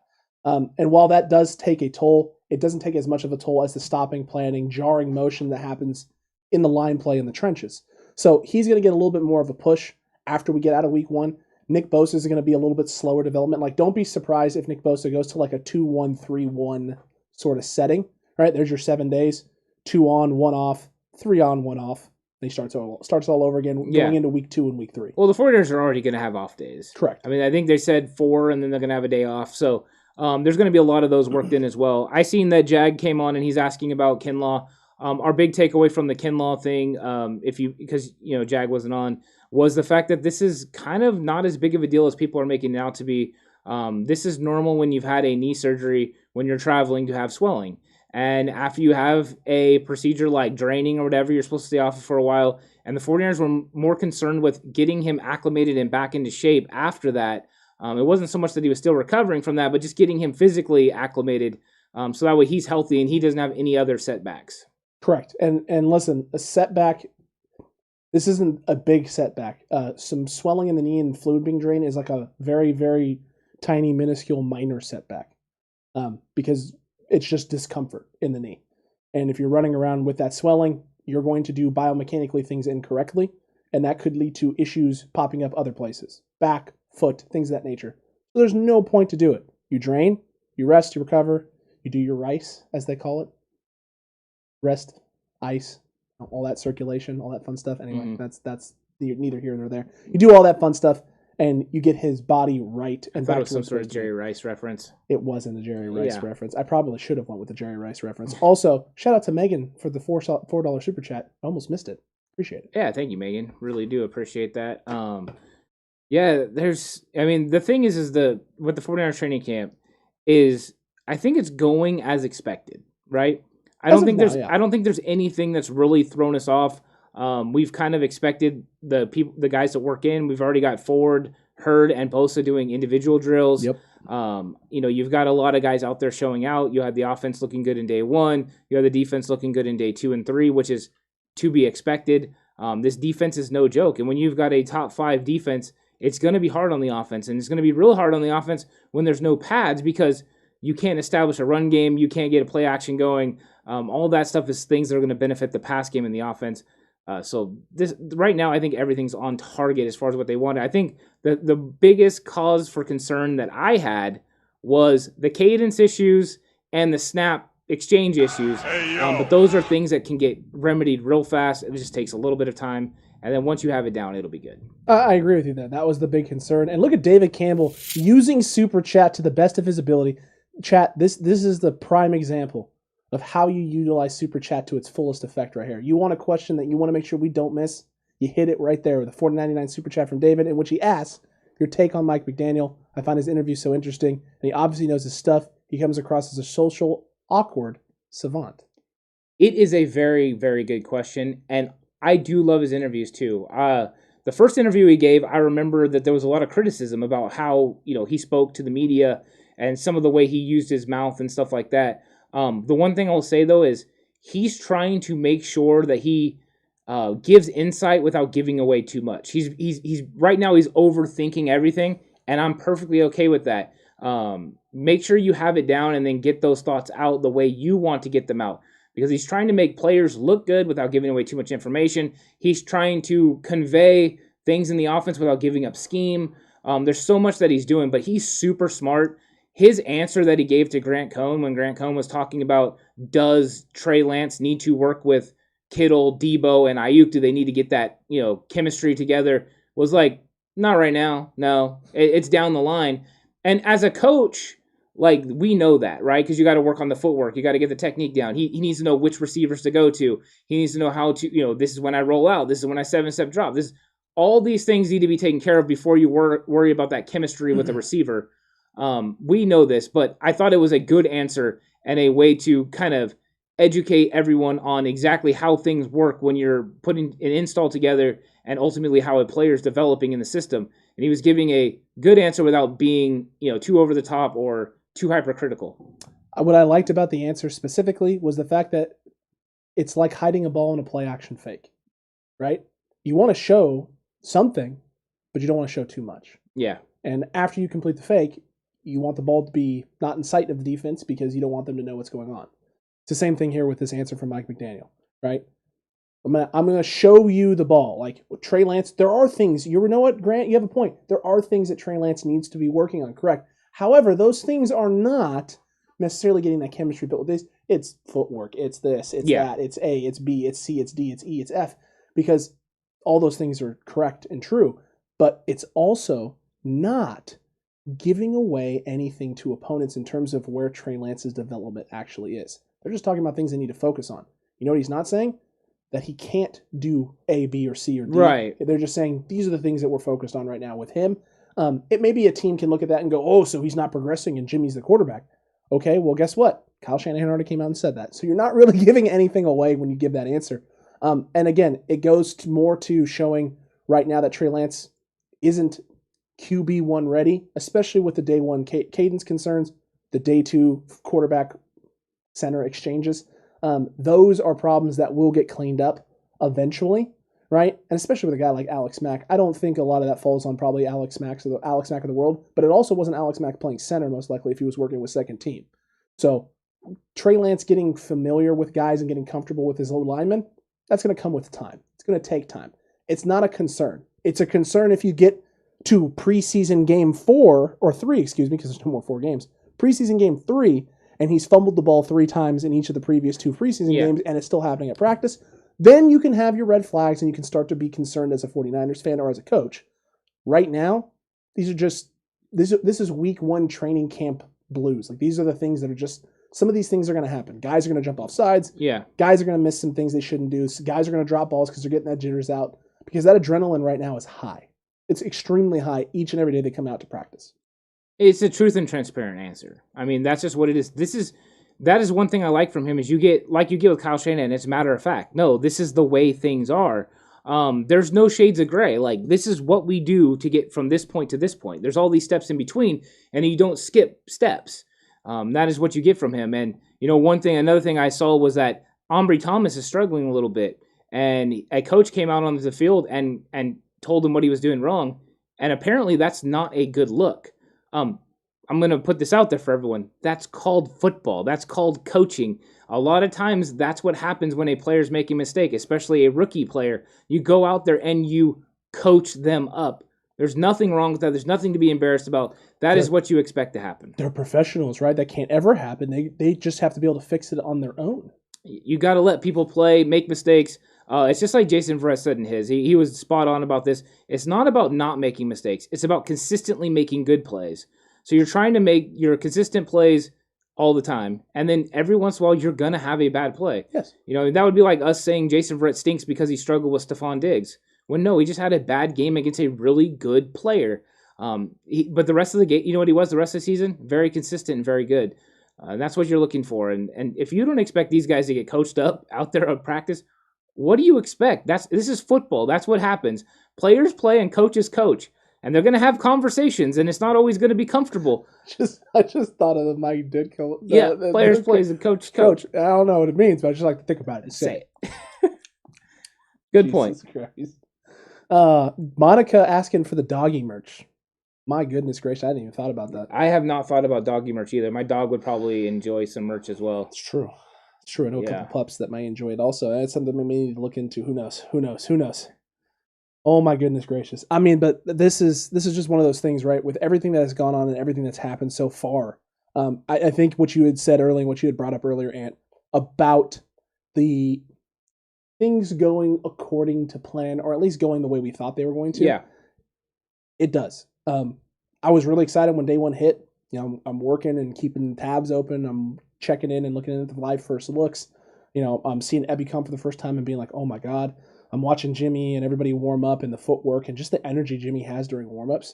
And a couple of guys, Kittle talked about it a little bit, and just the energy that Jimmy Garoppolo has in the huddle with the team is at a next level. And then Sanu talked about it a little bit as well. And Jimmy, during his F-bomb press conference, which is a glorious press conference, brought up the fact that, they brought up to his attention that guys have been saying this, and he said, I mean, I just feel like I'm being myself and being me, and nothing's really changed. And it's like, dude, you were just so amazing right now, and everything that you're doing, the way you're handling yourself, just the demeanor you have, man, you can tell that. I mean, there's a big mood shift. If you look at the San Francisco 49ers and what's going on with a quarterback controversy, look to Wisconsin and Green Bay and what's going on there with Aaron Rodgers and how things are panning out there. There is a much different mood between the two organizations and how things have been handled. 49ers fans, you need to appreciate the culture that Kyle Shanahan has helped build here and that John Lynch has helped build here. You need to appreciate what this front office has done and the culture that they've built here, because, yes, the Green Bay Packers have made 2 straight NFC championship games. Yes, they've lost in both games. There's going to be a massive reckoning coming in Green Bay in the next few years, and that organization is going to take a little bit of time to recover when it happens, because there is a lot of turmoil, a lot of things going on here that isn't going to happen in San Francisco. When the Niners are parting ways with veteran players, they're leaving on good terms. Weston Richburg, look what happened there. Yeah. Right? Joe Staley, look what happened there. I mean, the front office, the coaching staff, and the players have a great relationship. And as much as the media, especially this Bay Area, East Coast media, wants to talk about the 49ers and Kyle Shanahan's too friendly with the players and they're spending too much time together and all this other nonsense, I'll take it right now. I'll take all of it, because they may be spending a lot of time together and being all buddy, chummy, but they all respect one another. They're honest with each other. They don't lie to each other. And everyone who's leaving here is leaving on great terms. And the same thing's going to happen when Jimmy Garoppolo parts in 2022.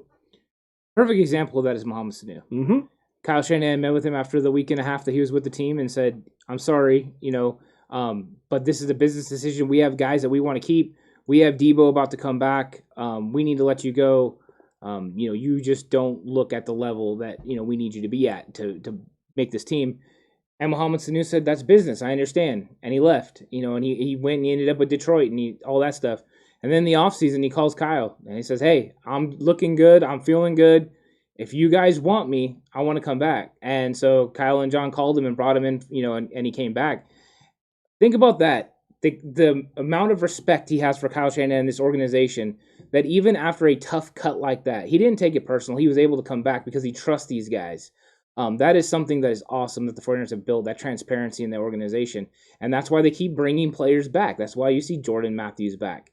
The one thing I was going to ask you, because I know it had popped up yesterday, was the 49ers are working out Dre Kirkpatrick, the corner. What are your thoughts on that? Because, I think we thought it was going to be hard to make this roster for all the corners because we have the young rookies.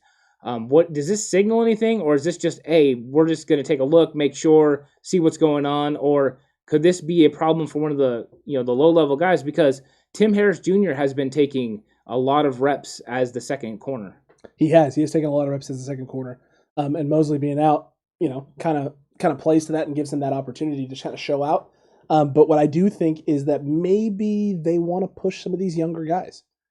Maybe they're not getting as much of a push that they thought they were going to be getting. And so bringing a guy like Dre Kirkpatrick, who's got a lot of years in the league and has played in this league, maybe it's just time. It's time to take a look at it. It's time to evaluate. Whether or not that's going to actually pan out or play out, it's really going to come down to the contract. I know he's not going to command a lot of money. But I'll be interested to see what he looks like if they do bring him in and do sign him. I'll be very interested to see what he looks like in this defense with the secondary. Yeah, I'm curious. I'm curious what he looks like. He kind of was with the Cardinals and all that, and I'm just curious because he's a veteran guy, and I didn't think that there was a possibility of them bringing in another veteran at this point, but they are, and they're taking a look at him. They're kicking the tires, seeing what's there. If they bring him in, that means they think he's better than somebody else. If not, they didn't. But I do like that they're continuing to bring people in and try to improve every single room and every single roster spot on this team. I know they assigned Anthony Zettel as well to play defensive line. They actually signed another D lineman as well. So they're always bringing guys in to make sure that they have the best possible roster that they can have. But it's something we've talked about, right? That continuously throughout training camp, people were going to come and go. And that's just the way that it works with the 49ers front office.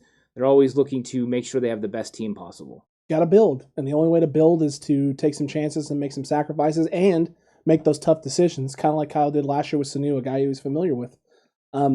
Again, I like the Kirkpatrick thing, and the idea of Kirkpatrick is, like you talked about, the veteran presence. Yeah. Right. This guy started a lot of games in the league. He's played a lot. This is year 9, I believe, for him in the league because he was drafted in 2012. So this is a guy who spent a lot of time in football in a couple different organizations and spent this last season in the NFC, or the last few seasons in the NFC West with the Cardinals.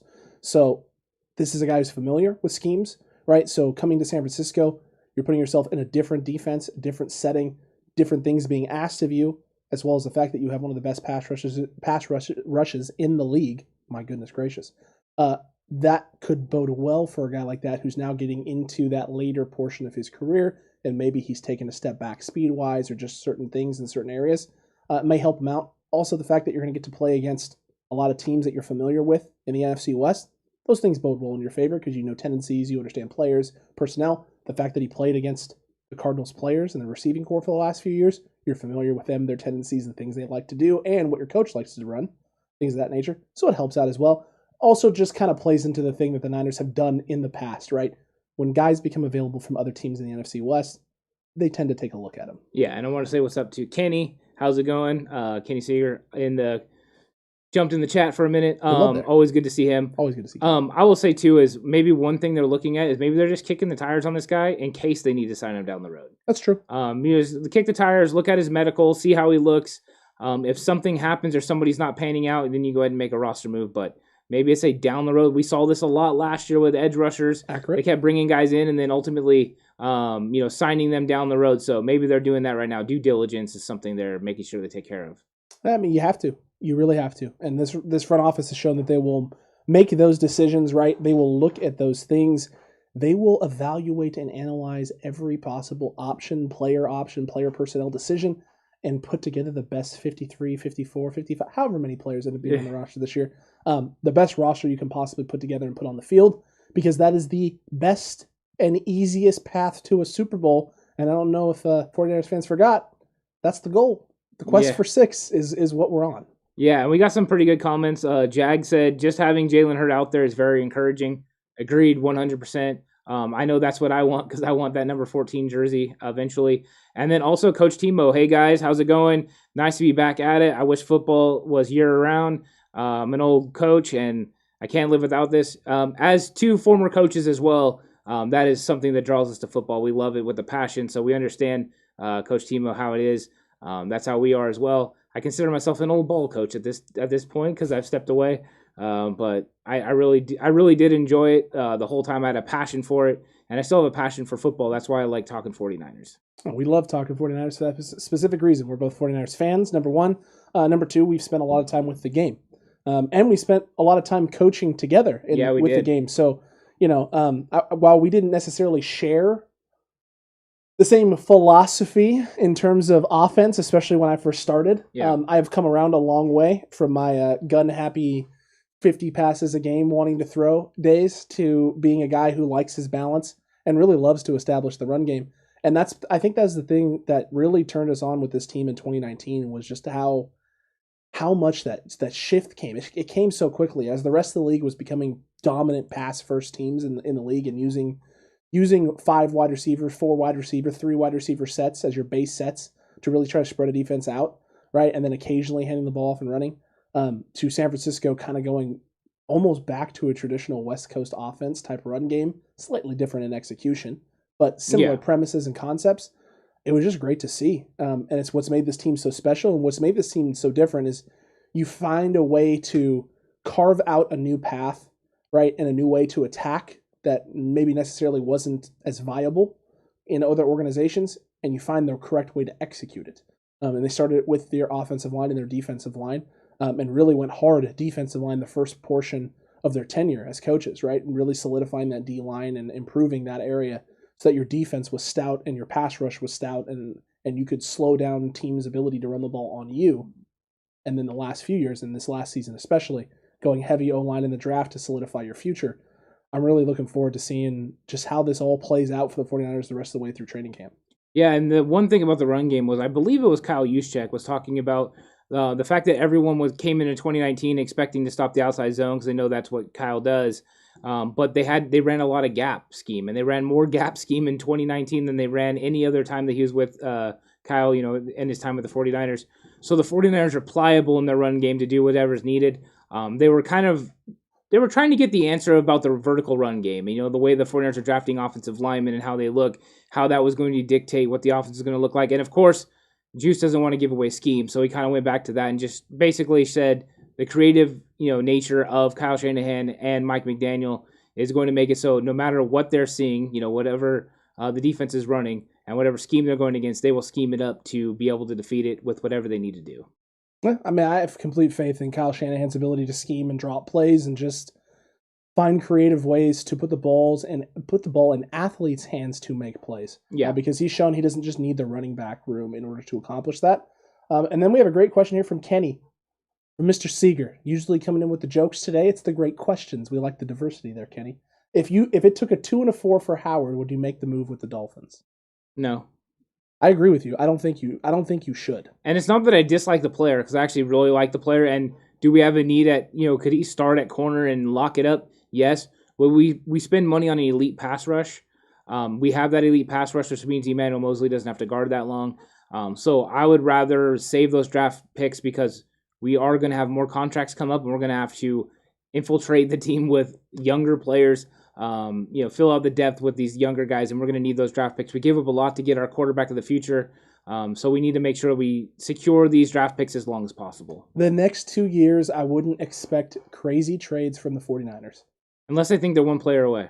If they're one player away, yes, but I don't see them necessarily doing something crazy like giving up a second-round pick for it unless it's an elite name talent in this league. Yeah. That would be the only way. And listen, Xavier Howard is a good, very, very good corner.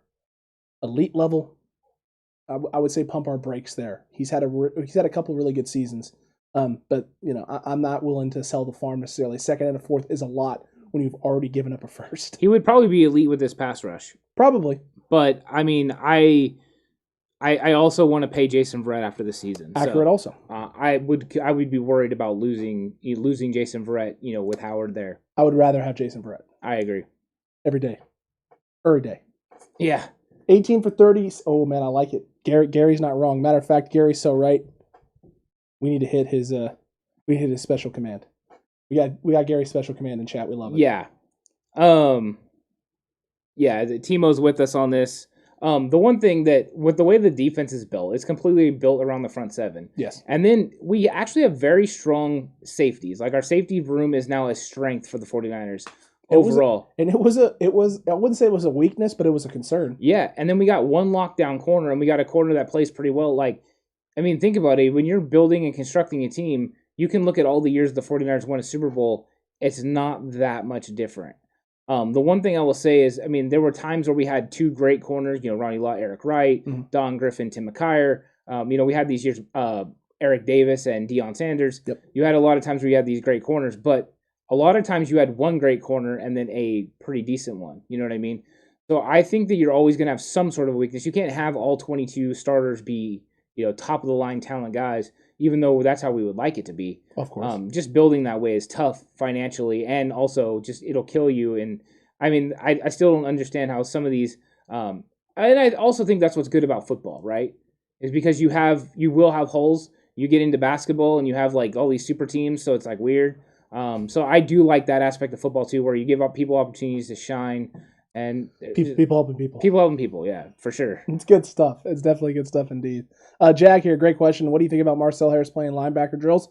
Will he be a hybrid linebacker safety? We talked about this a little bit earlier. But this is looking more and more like Marcel Harris is just going to be a linebacker. I think so. I think he's a linebacker now. And I think they're going to give him a look. They know what he can. This was Kyle Shanahan's exact quote. We know what he can do at safety. We want to take a look at him at linebacker because we believe he can play that position. And this might be the position fit for him. They might finally come around to the fact, we've been saying this since last year, that Marcel Harris makes more sense at linebacker. They admitted he took snaps in practice at linebacker last year. We saw him play a little bit of that role later in the year after Quan Alexander got traded. So Marcel Harris could be the reason that Nathan Jerry is gone. They looked at it and said, okay, Marcel Harris is the next best guy. He could be our fifth linebacker if we keep five. So he has an opportunity here, and his skill set would lead me to believe that he can fit.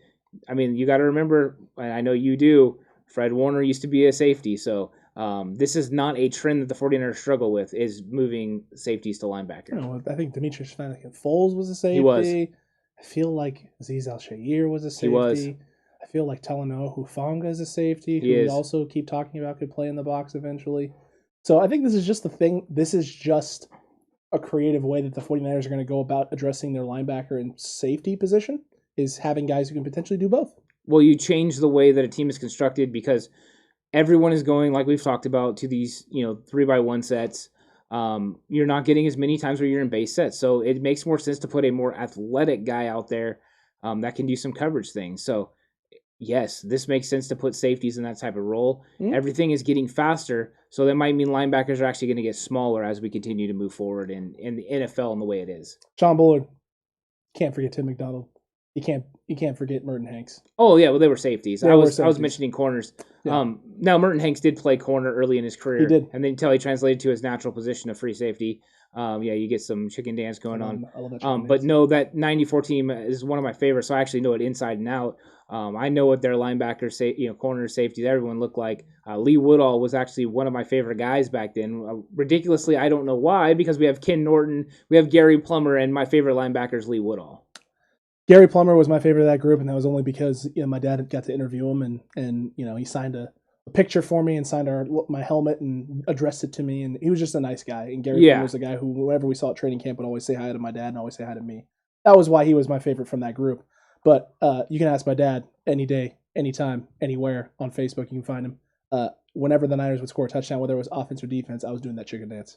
Were you? I loved that chicken dance, dude. Yeah. Merton Hanks was the dude. I was doing a terrible version of Deion Sanders dance. The prime time? Okay. Yeah, I can't do it. I do not have much skills when it comes to the dance area, as far as that kind of thing. So, if you want me to cabbage patch or something like that, dude, it's all on. Running Man, it's good. The sprinkler? I can do the sprinkler. The shopping cart? I can do the lawnmower. Ooh, the lawnmower. Yeah. I like that one. What about the coffee sip? I don't know the coffee sip, Okay. so yeah. You don't drink. You also don't drink coffee. I don't drink coffee, so that won't work. Yeah, that's not your fault. I like Harris at outside linebacker. He's a good speed, can cover a tackle, has a nose for the ball too. Agreed there. Harris should be better than the average linebacker in coverage too, and that was a point that you had kind of brought up as well earlier, Ant. And we agree with you there. I'd be looking for our defense to play more nickel personnel this season as our base defense. It should fit our personnel best. We've been saying that now for some time. Well, it makes more sense because of the teams that are in the division. That too. The Rams are going to play a lot of a 3-by-1. They're going to have a lot of one running back sets. You're going to get, I think Seattle, is going to do that. And these teams don't, for sure, Arizona. Kingsbury will go no running backs most of the time. He may have to, dude. Yeah. They're going to put James Conner out there in space to run routes. And it's just, I think that is the way that the league is trending, especially in the NFC West. That's why we talked about before the 49ers are the outlier. They're coming in and building through physicality, through the front lines, defense and offense, and they're going to go out there and bully you, and they're going to limit snaps for the opposing team's offense. They're going to control the clock. Whenever you are different than the other three teams in your division, it's hard for them to prepare because now they got to prepare for something completely different. Now they got to prepare for Kyle Juszczyk taking you on and George Kittle taking you on the edge and these sweeps and these outside zone plays, and they're not used to that because they're getting a different look from these other teams. To me, it gives the 49ers a distinct advantage, and it hurts the other three teams. So agreed. I do think the nickel is something that's going to become more prominent. I also wouldn't be surprised to see all kinds of fun stuff this year. Don't be surprised if you don't see the 49ers line up in a 3-4 look sometimes. You have Ebicom, you have D Ford, gives you the flexibility. We've already mentioned that Fred Warner is going to be blitzing more than he's blitzed before. The success he had in 2019, D'Amico Ryans alluded to that. Fred has alluded to the fact that he is going to be more aggressive this year, getting after the quarterback. 49ers defense is about to be fun. It's going to be a lot of fun. I'm really looking forward to what this defense is going to be and what it's going to look like under D'Amico Ryans. I'm even more excited for us being there in person at training camp, which we've been saving this. We've been holding on to it. You know what? We've kept you waiting long enough, over an hour, exactly an hour and a half at this point in time. So, look, we got 3 days that we're going to. Yep. We have 3 days of camp that we're going to go to. They're not going to be in a row. We're going to space them out. You're going to have a lot of great content coming off of those days and during those days at the time while we're there. We're not just going to go sit and watch. We're going to try and do some live streaming while we're there. We're going to try and take video, film things, have some breakdown stuff to talk about as well, and then obviously analysis and wrap-ups and things of that nature post afterwards. And hopefully a cutback takeover of the Cone Zone. Yeah. We're hoping for that. We'll see if it works out. Maybe in a face-to-face. Let's hope so. That'll be a lot of fun. I will be yelling things at him, so we'll see what happens. See if I can get a response. I'm going to bring the Infinity Gauntlet. Yeah, I have to now at this point. That's how I'll hold my drink. Yeah. Just sit there like this. So at the first day that we got, right, is a Saturday, August 7th. Yeah, we're going to the big one at Levi's. They're going to open it up, and everyone's going to be there, and we're going to be there with them. And we're going to be watching the 49ers practice inside Levi's Stadium. That's going to be exciting. We're going to get out there, and we're going to tailgate, and we're going to have fun and enjoy getting to watch 49ers practice and just getting a glimpse of the 49ers and how they're constituted in 2021 in person. At Levi's, too, which is great because while everyone else has not been to Levi's Stadium since 2019, right, since the 2019 season, we'll be the first group of fans back in there for 2021, getting a chance to see this team at training camp at Levi's Stadium, in the stadium. That's going to be a blasty blast in and of itself. But then just a few days later, on Tuesday, I believe that day is the 10th. The 10th of Tuesday in August, we will be there again as well. Yeah, we'll be there. We'll be watching training camp, breaking down practice. The reason I'm excited for that is pretty close to the first game. So you're going to, first preseason game, so you're going to get an idea of how they're preparing and what they're doing. They'll be in full pads, hopefully, but we'll get an idea of what they're doing. And it's just exciting because it's going to be ramping up for that first preseason game against, I think it's the Chiefs. Yeah, it is against the Chiefs. And then 2 days later on the 12th, that Thursday, we will be back there again. Yeah. One last time for training camp, again, leading into that first preseason game. That one is going to be a lot of fun just because you're so close now to a game, getting close to a game. And those 2 days, that Tuesday and Thursday, there's going to be a lot of install stuff that we're getting to see, what the game plan is potentially, what they're going to be trying to do, what they're going to be trying to establish. Man, it's been so long since I've seen 49ers football in person. It's been even longer, Ant, since we've been to, or at least I've been to, a training camp. Yeah. All I can remember from training camps was lining up for autographs and signatures. right? Those are the things I vividly remember. This is the first training camp where I will be an older gentleman who understands the game, not in its entirety, but understands it at a very high level in comparison to what I did when I was younger, being able to fully appreciate and ingratiate myself in the culture, the practice, what they're trying to do, what they're installing, and just being able to grasp it and even get it like a first look, because we're going to come up with things that we think they're going to be trying to do, and then we're going to get to watch a preseason game and see how close we were or how accurate we were. Yeah, and thanks, Coach Timo, for the subscription and for clicking that notification bell. If you haven't already, go ahead and do that right now. It's a good opportunity, but I wanted to throw that out there before I got into this because, yes, I used to go to training camp as well in Stockton. I went to Redwood City as well, but this one I got to, I went to Stockton. I was still not that old, so I was still looking at it as a spectator. This is the first time I'm going, to be honest with you, I'm going with a complete mindset that I want to break down what's going on. I'm looking at it from that point of view. I'm not going just to enjoy the ambiance that is. I'm not going to, go out there and just watch. I'm going out there to actually pay attention to what's going on and try to break it down so everyone else gets to see what we see, you know what I mean? And hear what, the things that we heard, because I want everyone to understand what's going on at training camp. Not everyone's able to get out there. We are fortunate enough to have the opportunity to get out there a few times, which is nice. We'll get out there and we'll break it down so that way people can see, what's going on. And I'm looking forward to all the content that we're going to be able to put out from that. But more than anything, and I think I've probably mentioned this like 3 or 4 times, not on the show, but just to people in general in passing, is that I just can't wait to get out there and watch these players move and do the drills and things. I've missed seeing that. I think I haven't really got up close and personal with any of these players since I went to Levi's and I got to go down on the field and watch them warm up. It was right before Harbaugh's last game. That was the time I really got to see it up close.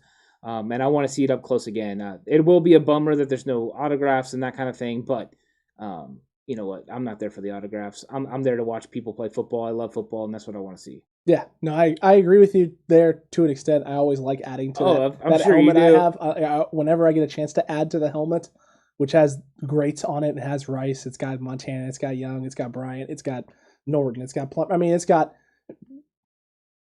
I can't even lie. I mean, every great 49er from about the 80s through the 90s into the 2000s, early 2000s especially, they're all on there. So anytime I can add to that, it's glorious. But at the end of the day, you and I are there for business. This is a business trip. It is a business trip. We are going specifically for this podcast, specifically for the Cutback crew, and I mean obviously for ourselves. But this is for better content. We want to provide you with better in-depth analysis of what's going on. Yeah. And also not the clickbaity stuff that you're all getting fed right now, because everyone is getting fed the clickbaity stuff. Well, and maybe there, because there is some good content getting put out there. Correct. There is some. What I want is the different perspective of what it is, because I guess I have an understanding of what it should look like, right? What practice should look like, what a breakdown should look like. I've been in meetings with college coaches, and I've been in meetings with head football coaches in the NFL.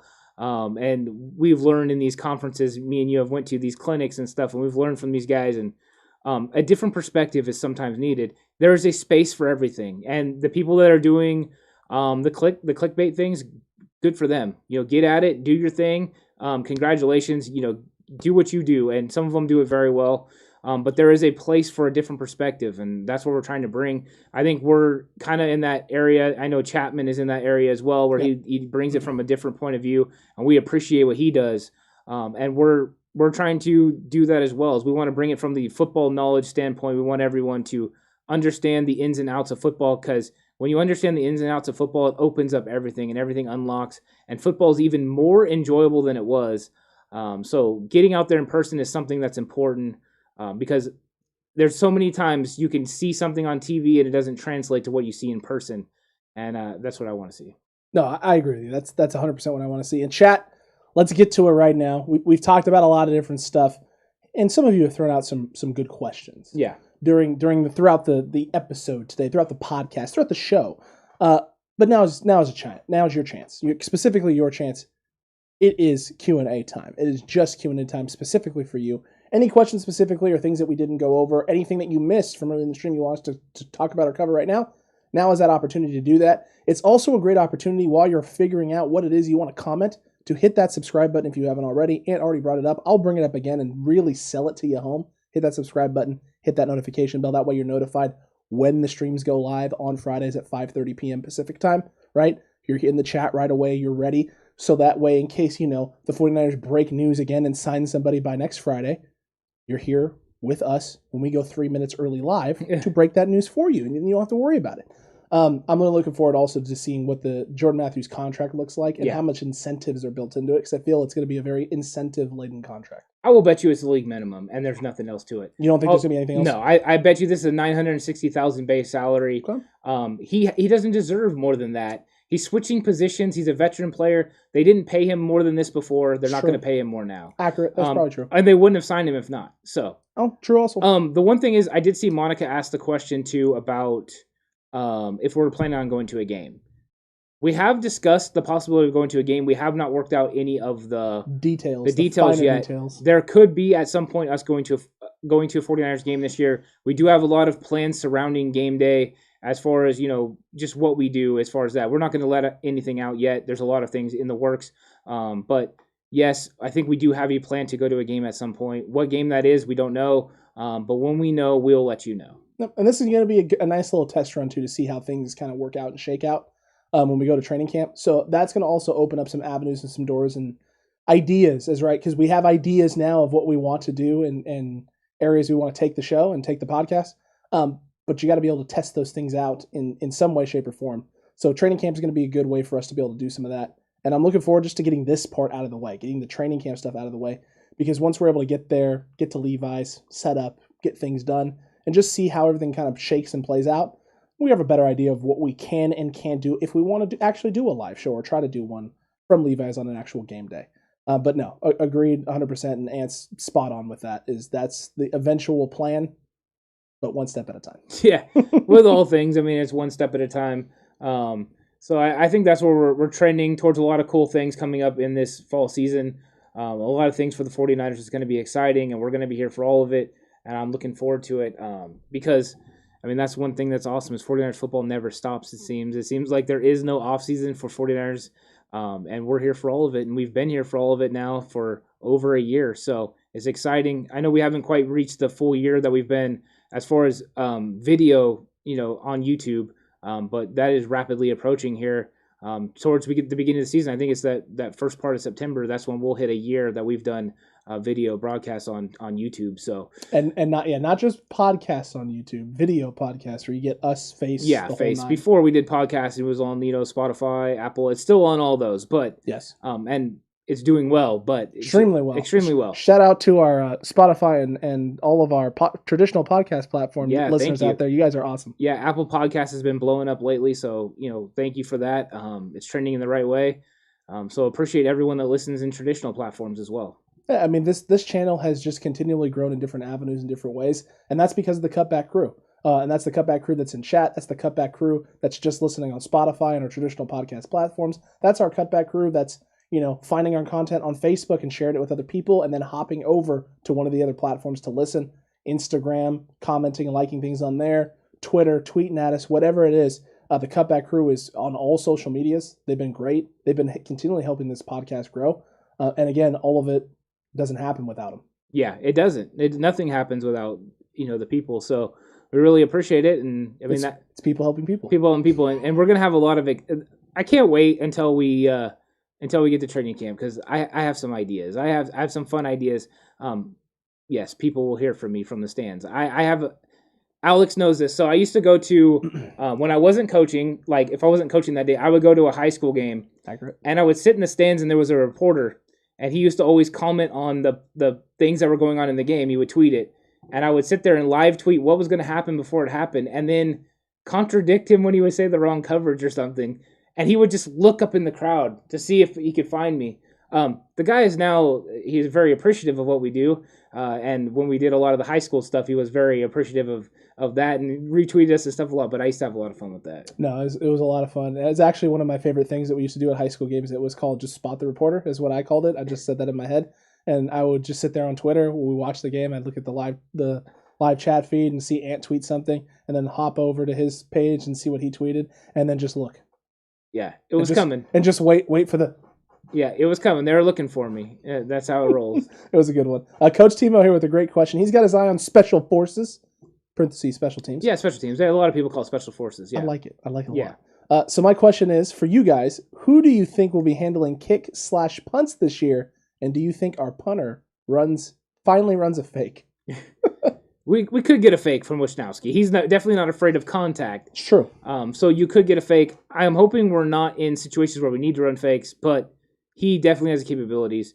As far as kick punt returner, I think it's a big question because I think Brandon Ayuk really wants it. And after hearing his presser today, he's talking about the things he needs to improve and he needs to get better. And the fact that his body wasn't really ready for it last year to take that pounding.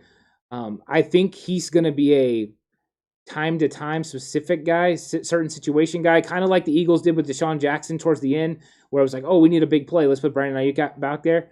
But I think day-to-day, I think Richie James right now is the lead guy. But I think, didn't they say Travis Benjamin's back there taking some snaps? I'm sure Ambry Thomas will get an attempt. Sure. They'll put these guys back there. The main thing is securing the ball. So as long as these guys can secure the ball, we'll be fine. But I think those are the options.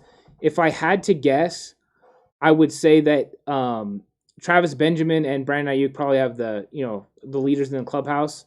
And I would think it'd be Travis Benjamin because I have a little bit more faith in him than Richie James as far as making a big play.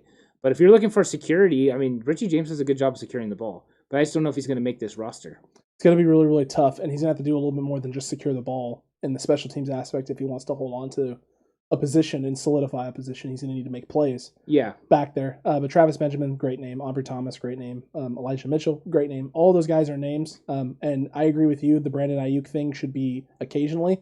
I know the Thanoses of the world want it to be every single punt. Yeah. And look, if you want your best receiver and you're one of your best deep threat options out there taking a beating on special teams rather than at the wide receiver position, then I guess to each their own, but I'm really glad you're not making any sort of decisions for this team and personnel package. I think it needs to be specific times. 100%. I'm okay if they do that. And that is the one place where it makes sense.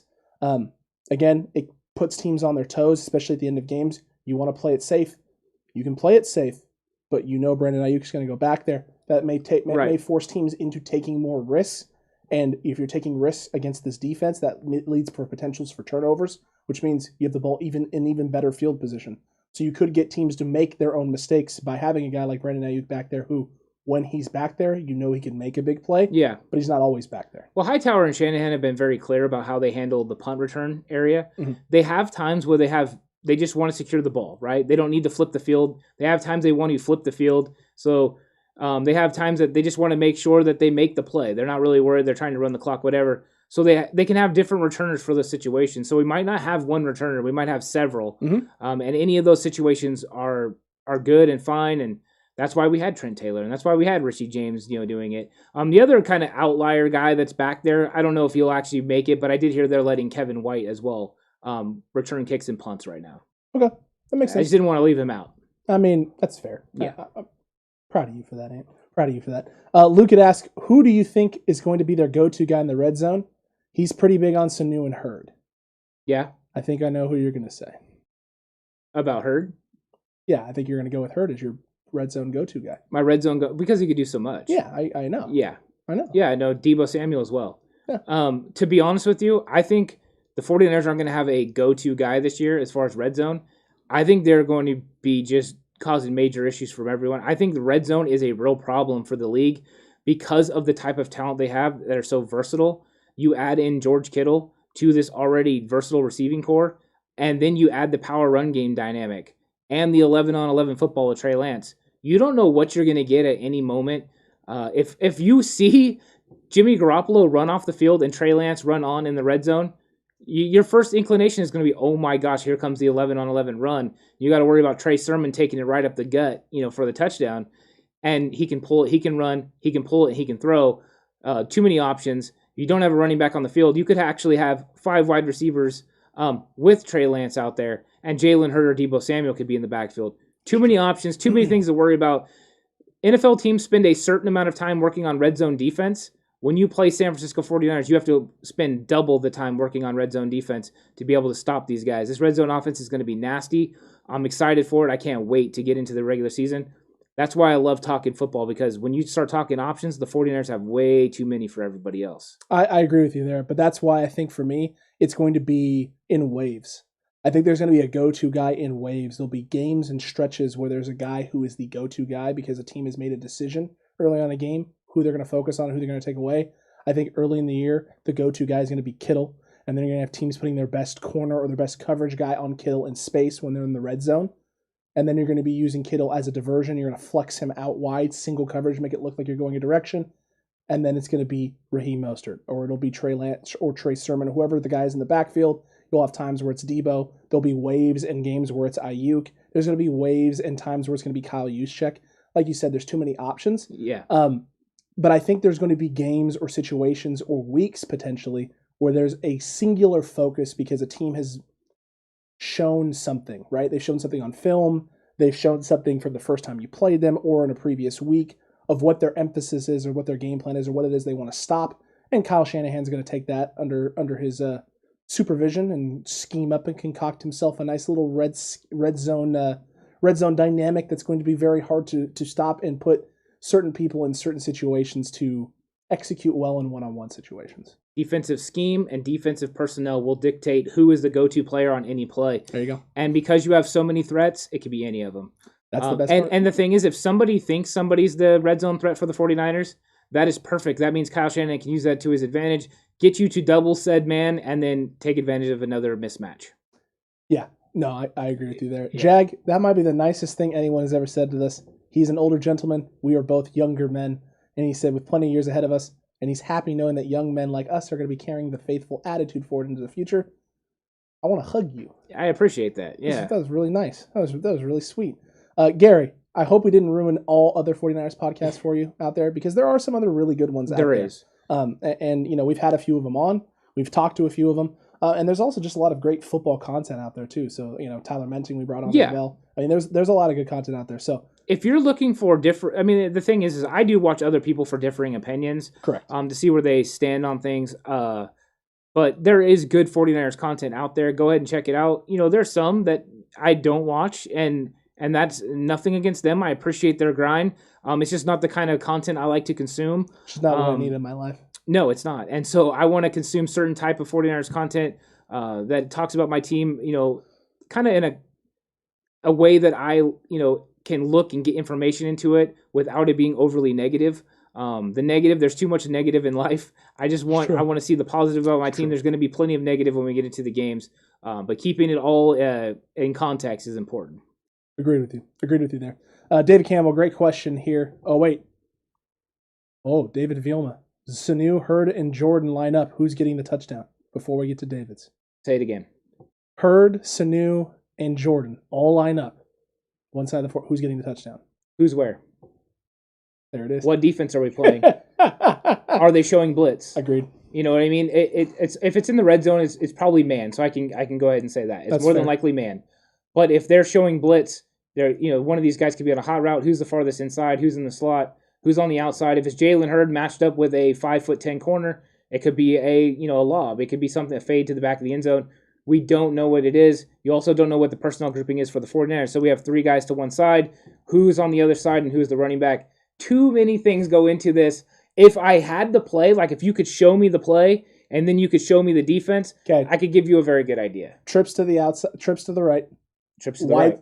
Trips to the right. Wide of the offense or the defense? Trips to the right of the offense. Okay. All three of them. Okay. Wide side of the field. Okay. Sanu in the middle. Jordan Matthews on the inside. Hurd on the outside. Okay. Obviously matched up man coverage. Linebacker, head up, shaded inside directly. Head up, almost press coverage on Sanu on the inside. And then sagging off a little bit on the outside on Hurd. Say it's a corner. Mm-hmm. No running backs. Okay. Got two on the other side. So we're empty. Okay. Empty. Trey Lance is on the field. Trey Lance is on the field? Trey Lance is on the field. So it's a quarterback run. There you go.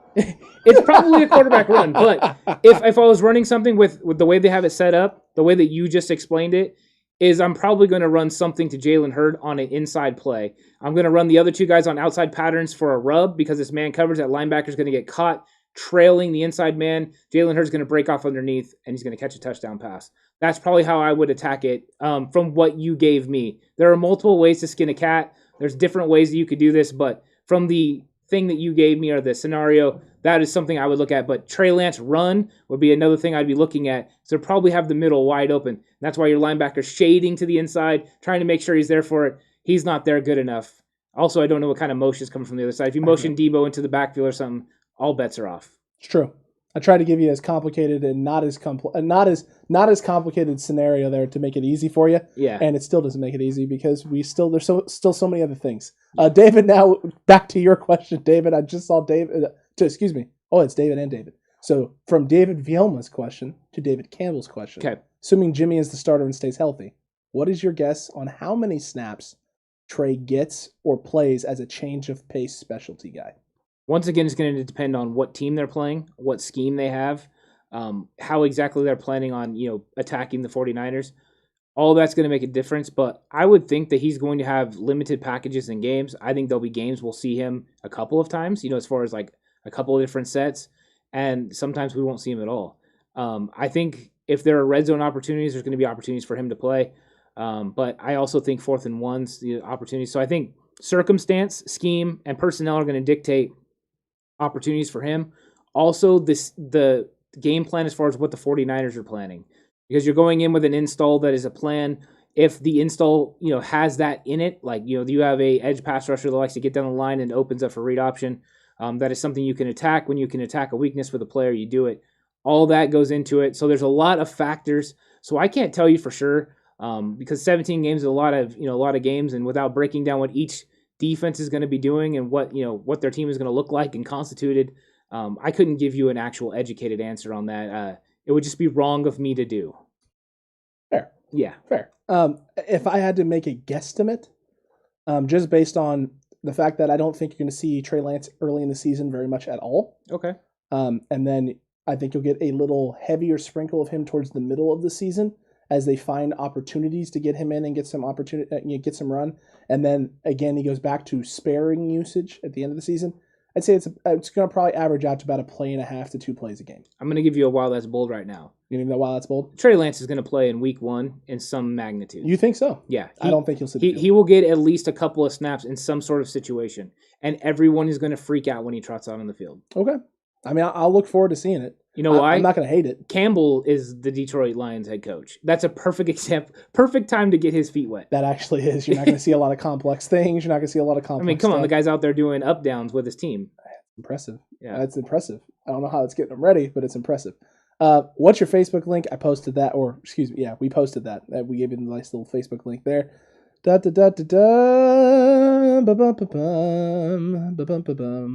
Oh, man. Reading. I'm trying to read and trying to get. If there's no hate, why do people hate on Grant Cohn? Honest question. What is it about him that other 49ers channels hate? Okay, so I don't hate Grant Cohn. No. Okay, I actually appreciate his grind. I think that we've said that numerous times on the channel. What he does, we're having fun with it. Correct. To a point, okay, because we call him Thanos and that kind of stuff. Accurate. What I will say is what I don't like about, and I don't dislike all of his takes. Some of them are good. Some of it, what I don't like is he kind of just stirs up problems where there doesn't need to be problems, and he does it for a reason. But also, there's no in-depth analysis, which is why I'm not a huge fan of his content all the time. Everything's a lot of it's surface level. It is. It's all results and stuff. Which like I said, if we're talking about personnel, as far as like talking about contract deals and stuff like that, he does a good job. Yeah. Breaking news, he's on it. It just when it comes to full out context on things, sometimes he's lacking. But I mean, I have no hate for him. I mean, a friendly dislike at times for some of his content, but not him as a person. No, I have zero problems with him as a person. I enjoy him. I enjoy his tracksuits. Yeah, big fan. And sometimes he's funny. There are times you have to understand he's a complete troll. Like, yes, that's what he does. He does it, and he's doing it well. Very well, actually. That is just differing from content that we are going to consume and we want to provide. And there's nothing wrong with that. I have my troll content already. I don't need that. I don't need 49ers troll content. I need 49ers content in my life. That's what I need personally. That's what Ant needs personally. That's what this channel is supposed to be bringing you. It's not about crazy things or trying to elevate ourselves. It's about covering this team and talking about this team. That's really what we want to do. So there are some channels that are obviously going to go above and beyond with the, I guess, as Pioneer called it, the hate, right? There are going to be people that do that. that's on them. We're having fun with it. Yeah, we are. We know what Grant is. We know what he does. That's why we want the cutback takeover of the Cone Zone. Yeah. Right? We want to have those type of interactions, fun, just lighthearted, just easygoing interactions. Because at the end of the day, Grant is a pretty easygoing guy. Well, and the thing is he's put himself out there, right? Yes. Like he right now he's got 30,000 subscribers on YouTube. Yep. Like he is somebody that when you talk 49ers football, a lot of people know who Grant Cone is. So it's obvious that we're going to sometimes talk about his takes. We should. Yeah, because he is a notable guy that people are going to talk about. And his takes are wrong. So I'll be honest. Most of his takes on actual football X's and O's are completely wrong. Yes. And that is okay. I'll be honest, like I said. It takes a lot of guts to put yourself out there to be consistently wrong. Hey, it takes a lot of guts to put yourself out there in general. You know what I mean? That's true. That's why you have to respect the grind. But it doesn't mean I'm not going to call a spade a spade. It's real. It's real. It's real. It's not great sometimes when he puts stuff out there. Look, it's just kind of how it works. It's just kind of how it works. I guarantee I will yell at him at some point at the training camp and try to get his attention. If we could have a face-to-face, that'd be great. I would love a face-to-face. A face-to-face would be fantastic. I think it would be fun. Pinor says he doesn't have a lot of bad takes, sort of seems clickbait reviews at times, or is just wrong. He does. Okay, he meant he does have a lot of... Because the way you ended that contradicted the first part, so I'm glad you... Thank you. Well, he puts out so much content that at some point you're going to either contradict yourself or be wrong. Because he just puts out a ton of stuff, which, once again, appreciate the grind. But it's all surface level content. And then he surrounds himself with people that talk similar things. There are guys that have been on with Grant that have differing opinions that I respect their points of view on things. Mm-hmm. There's times I turn around and appreciate what some of the other contributors do.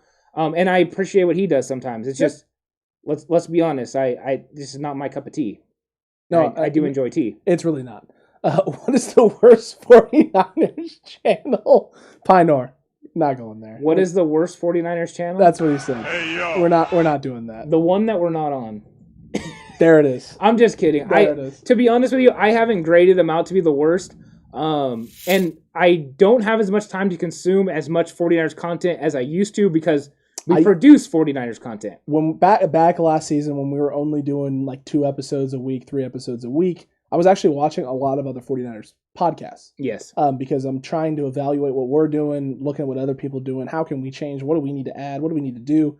And then I think you and I both got to a point where when we got to, maybe not right away when we started posting our daily videos, but not too long after that, I noticed that the more I started watching other podcasts and other channels, the more it just got to a point where it's like, I would much rather be spending time focusing on our content and what we're trying to put out than I am trying to see what other people are doing and trying to improve ourselves in comparison to everybody else. I feel like we do a lot of things differently. I think we've kind of set our mold and our niche in terms of what this channel is. And I feel the Cutback crew really appreciates it, top to bottom, right? All 1,200 plus of you here on YouTube, the hundreds that we have on our traditional podcast platforms that are blowing up, the 700 plus we have on our Facebook page. It doesn't matter where we are, whether it's Instagram, Twitter. The Cutback crew has been out in full force and shown us a lot of support.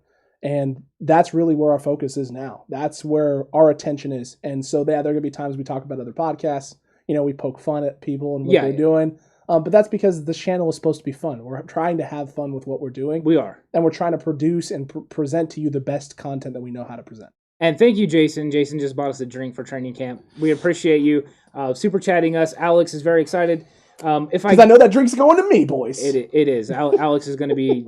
Alex is going to. That's one drink, probably $10 at that for a snack bar there. Probably just going to use that to buy drinks for the tailgate. Yeah, so we'll just use it. We'll do that. The one thing I will say though, I do want to shout out some of the content that we do like. A couple of them, I'm not going to go into because there's a long list of ones, but instead of talking about the negative ones, we'll talk about the ones that we do appreciate is, of course, Chapman. I think Chapman. If I'm consuming content, I watch Chapman when I can. I appreciate what he does. Wayne Breezy and what they do a lot of times. Sometimes I'll check in on them. Occasionally I check in on Nothing But Niners, see what's going on there. with Mike and all those guys. RSF Niners, I like watching their stuff on Instagram. Yep, in fact, I watched a little bit today. Yep. We have a lot of appreciation for what they do. They keep grinding. Do your thing. We'll all have our own avenue and way that we're handling it. And that way the 49er fans have their opportunity to pick their content. They can go wherever they want and get whatever content they want to get. Absolutely. You can also go with a guy like Rombo, and he had brought up Rombo. Rombo he's kind of the OG, like for guys who have done 49ers content, and he's really fan-centric. So like if you really enjoy going on, hopping on the phone and really just chatting it up, that's great. He provides a lot of that, and eventually we'll be getting to that as well. But for us, our content is focused and centered on this team. Right. We want to talk about this team because that's what we're all here for. Yeah. We're all here for the 49ers. So we want to cover as much 49ers as we can. Yeah. Yeah, exactly. I think so. I think we're on the same page as far as other content goes. Mm-hmm. No, I agreed with you there. There's positives, negatives in all of them. Chat, what else you got for us? What other questions you got? What do you got? Alex Faulkner said Beast Rider. Yeah, appreciate Beast Rider as well. Beast Rider as well, yeah. Yeah, appreciate it. Yeah, and we don't want to say someone we forgot because there's a lot of people that are out there grinding, Javier Vega and all those guys. I don't want to go out there and say that we're forgetting them. I just can't remember everyone off the top of my head. And then there's the guys we've worked Jay in the Bay that we've worked with. I mean, there's tons of Tyler Menting with Football Unlocked. I mean, there's tons of guys, and he's not necessarily 49er centric, but he does cover some 49er stuff. Well, and there's people that I won't mention. So correct. There are people that we won't mention, and there's people that we don't want. We don't want to work with them, and because of their. Well, it's nothing wrong with what they do. It's just it's differing from what we're trying to do. It's the complete polar opposite. Yeah. Complete polar opposite. All right. So what do we got? We got Pinor saying, "Oh no, Coach Timo and Pinor are talking about Jimmy." Okay.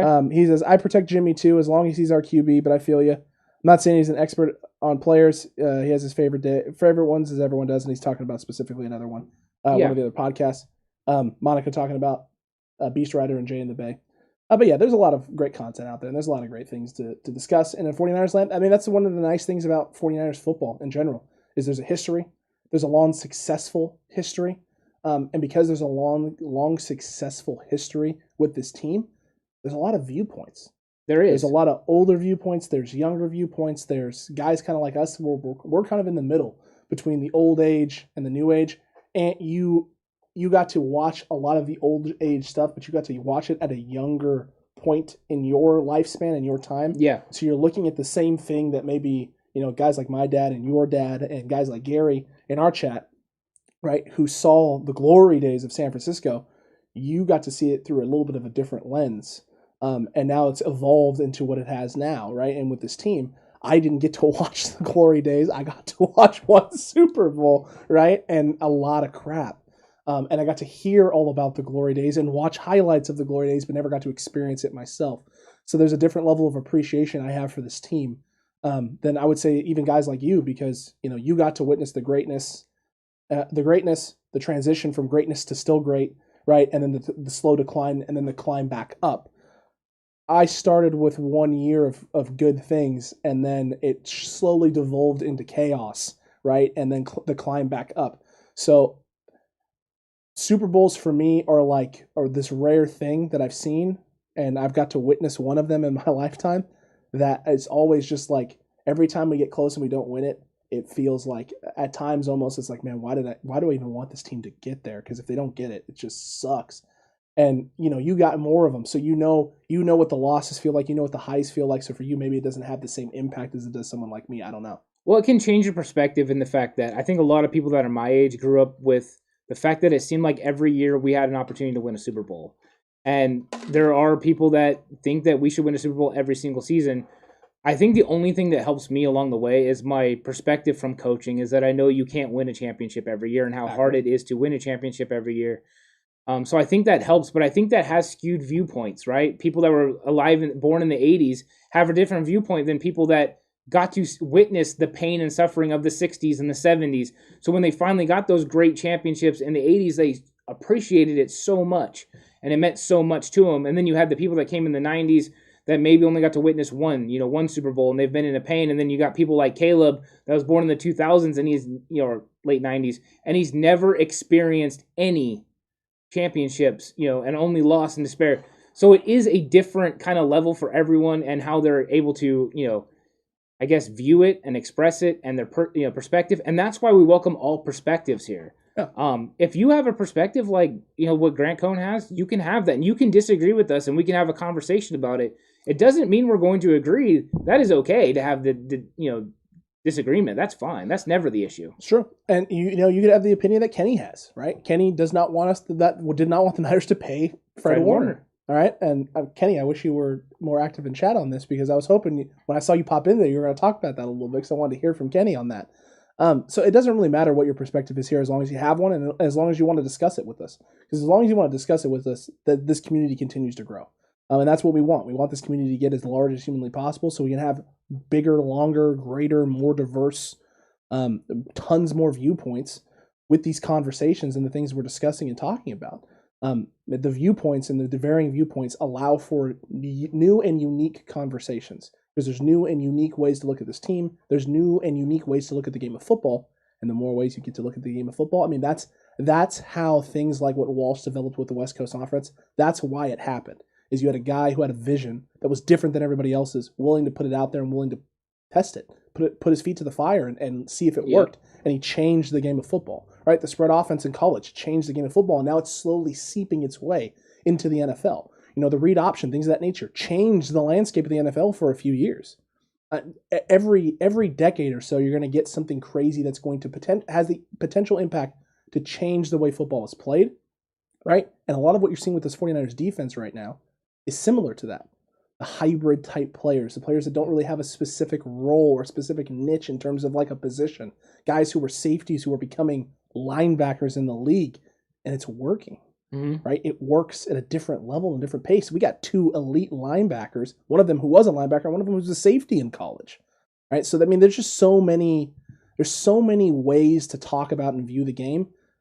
The more that this community continues to expand and grow, the better these conversations get, the more predictions we can start to make, right? And the more viewpoints we get, which as content creators, having your viewpoints, being able to, maybe not necessarily influence us, but at least be able to open our eyes a little bit more, allows us to come up with new and better video ideas. Yeah. And what's up, Jay in the Bay? Jay in the Bay jumped in. What's up, my guy? Yeah, it is. It's all about perspective on things, and it's all about different ideologies and just what everyone's looking at, perspectives. I think if you grew up in a different era, you have a different perspective on 49ers football. We can disagree and also appreciate what somebody else is thinking, going through, and understanding about 49ers football because we've all lived it from a different point of view. So that is the most exciting thing. I've seen some more questions come in. So what else do we got, Alex? Oh, man, we got we got quite a few. Okay. We had quite a few. We'll start with D Ford. How many games does D Ford actually play in from Alex Faulkner? I'm gonna say 12. I like that number. I'll say 13. I'll go one more than you. I wouldn't be shocked if it's more. It could because I think he's gonna play limited snaps. Agreed with you. So, but I'm just being cautiously optimistic with 12. No, I like that. That's why that number rings good with me. Is 12 sounds good. And I know Faulkner and a couple other people earlier had mentioned if D Ford just plays 10 games this year, that'd be incredible. True. I think most 49ers fans feel like if they can get at least half the season out of D Ford, it's a win. Yes. It's a win this year. Anytime we can have him on the field, he's a game changer. Oh, yeah. Yeah. I can't believe you guys are still here. Right on from Kyle. What's up, Kyle? He left, came back. We're still here. Agreed. Let's see. There's not many questions. Oh, is Tom Brady overrated even though he's the GOAT? From Pinor. I think with all things, you have to look once again at what era they played in. I think the fact that ultimately they keep saying he's so much better than Joe Montana, I think is the one that I have the most problems with. Because if you place Joe Montana in this era and you couldn't touch him, the way he throws the ball still at his age is still fantastic. So that is the one thing I have. I think eras sometimes separate. But Tom Brady is the best quarterback of his era. I will give him that. And in that regard, I don't think he's overrated. I do think a lot of, he did have a lot of help along the way. The way that we talk about Jimmy Garoppolo in 2019 compared to the way we talked about Tom Brady early on in the tuck game and all that in that era was a New England defense carried him to victory. That is not different than Jimmy had a great defense, yet Jimmy gets slighted because he lost the game. If he would have won, he would have been held in the same regard as Tom Brady as far as back then in the early 2000s. Really, the fact that he won the game is the difference. The difference between the game is, of course, great defense and Adam Vinatieri. But look, I think that Tom Brady has, proved himself and is the best of his era. He's the best of his era, and I'll leave it at that. Whether or not he's overrated, that's not for me to decide and to dictate, and there's no way to actually measure that, because in order to measure it, you have to compare him to the other greatest of all times, and there's no way to do that. There's no way to actually accomplish that. So for me, it's a question that can't be answered, and I don't personally, it's not that I don't personally want to entertain it. It's one of those questions for me, it was just like, I'd be banging my head against a brick wall trying to answer this because I'd be having to look at like 15 different things and trying to justify and reason, and there's just no point, because at the end of the day, I don't want to tear down anything that Tom Brady's done, because then that leaves the door open to tear down anything that Joe's done. And it's also the rules have changed. Correct. I mean, you're able to do so much, less stuff now. Defenders can't even touch receivers. Quarterbacks are more protected than ever. Yep. It's just a different world. It's a different world than we were in 20 years ago, and that's okay. TB12, though, he's phenomenal, especially in this era. No one is going to match what Tom accomplished. Until Trey Lance. Think so? I don't know. I just couldn't pass on the opportunity. Well, especially when you got that sweet training camp merch on right there, and you got to plug the trays. True. So make sure you go to 49ers Cutback Shop. Training camp. Link is up there right now. You can see it. It's in the description down below. It's also pinned, so you can click it. It's the pinned comment here. You can click it. I'm going to be honest with you. I was a little nervous, so I had the shirt designed, right, and I ordered it to come in, so I wanted to make sure it was good to go. Yep. Literally, the hour before the shirt got here, I saw a reporter put on Twitter training camp spelled this way, and I thought, oh my gosh, they're going to get me.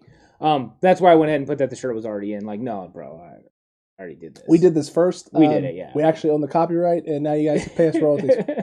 We were ready for it. We were ready for it. We were, and you know what? I'm glad you got it out when you did, because it's clean. I'm now just praying to God that mine gets in before we get to training camp.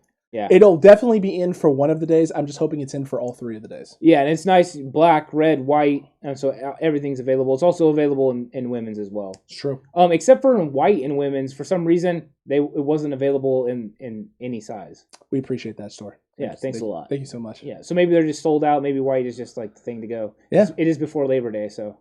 And you're not supposed to wear white after Labor Day. Yeah, so there you go. There's that. There's always that. Montana never had a kicker win a Super Bowl for him. Touche. Monica, Montana's the better Super Bowl quarterback, though. Well, he didn't lose any. That's true. Tom Brady is the quarterback with the longest career. I don't know if that's true yet.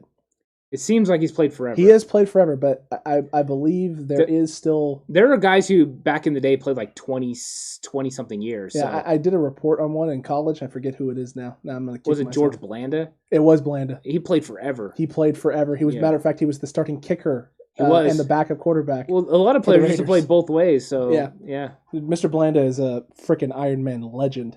That's going to be a hard record for Tom to break. Yeah. That dude played for a very, very, very, very, very long time. Let's see if there's any other question. I'm not seeing any other questions. People talking about how they like Brady.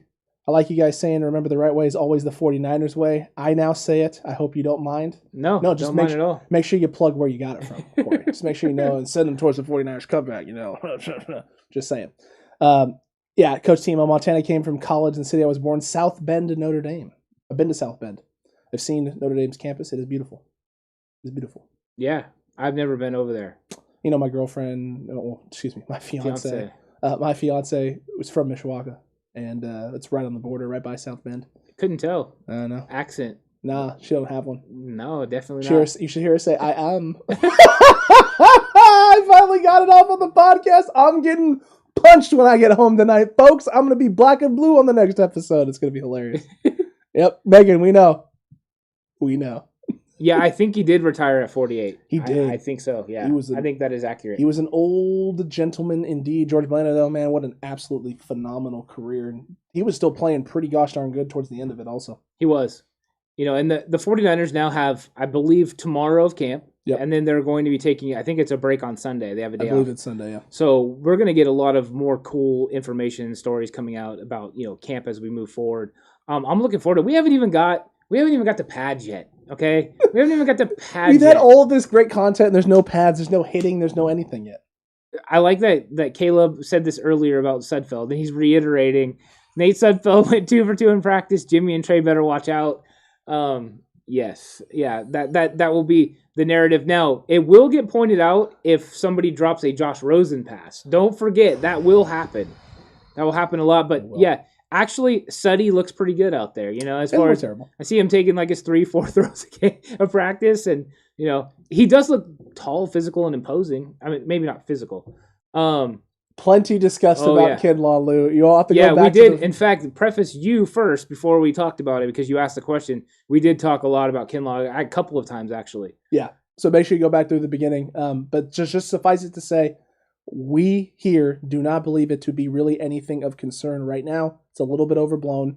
We're just going to kind of wait to see what happens. But it's not anything that anyone needs to be freaking out about. Yeah, because the surgery was about scar tissue. It was scar tissue and a scope. Yeah, it's a scope. So doesn't like Blanda. I don't like it. I don't like it, Gary. You should put some respect on George Blanda's name. Put some respect on his name. Acknowledge him as your tribal chief. It's incredible. I don't know about that. You think he's really sitting there saying, "Acknowledge me"? I don't think so. Acknowledge me as quarterback 3. I think that's what Jimmy's doing.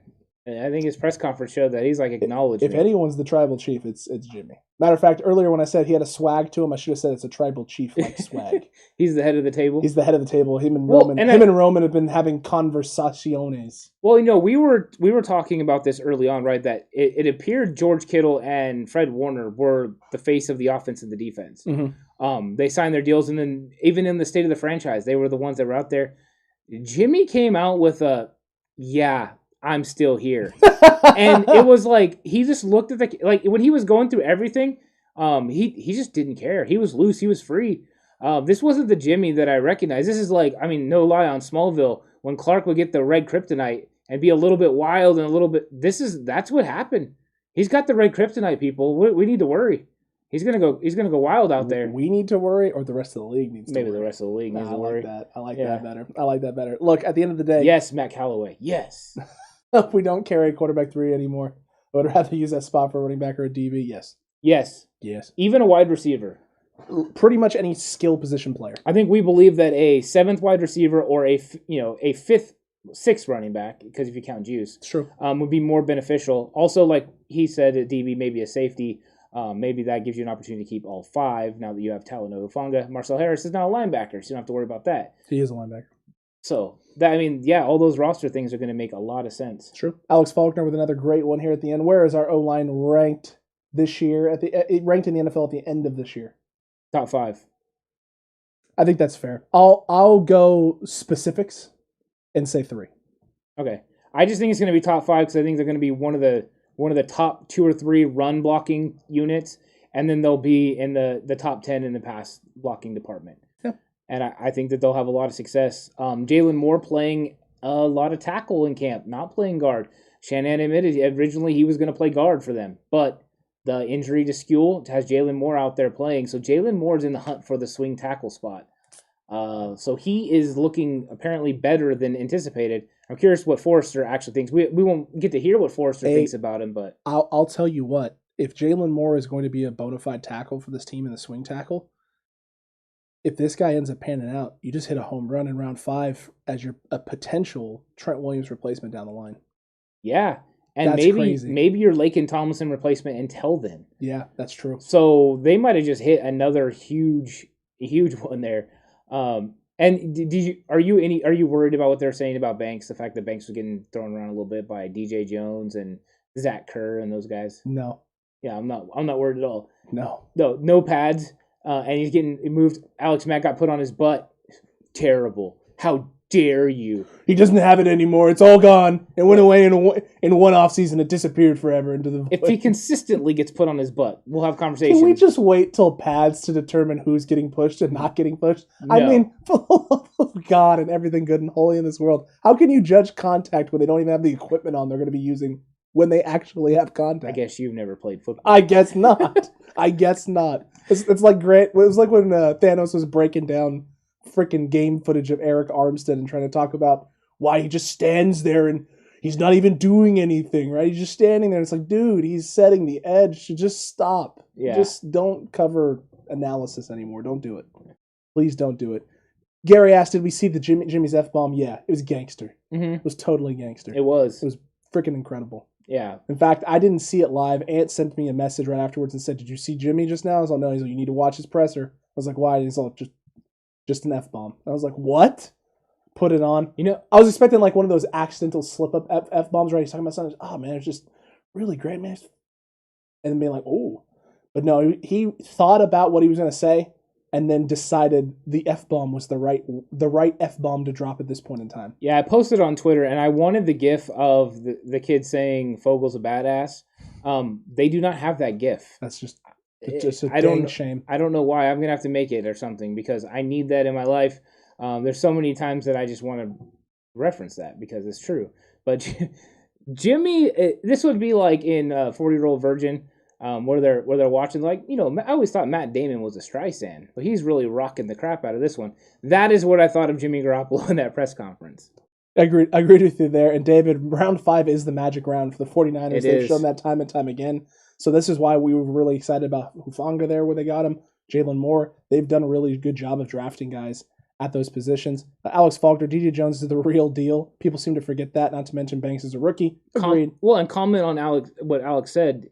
Did you know there are people that put out their projected starting lineup for the 49ers, and they had Zach Kerr starting over DJ Jones? To me, that was shocking. Even though I love Kerr, I can't believe anyone would unseat DJ Jones.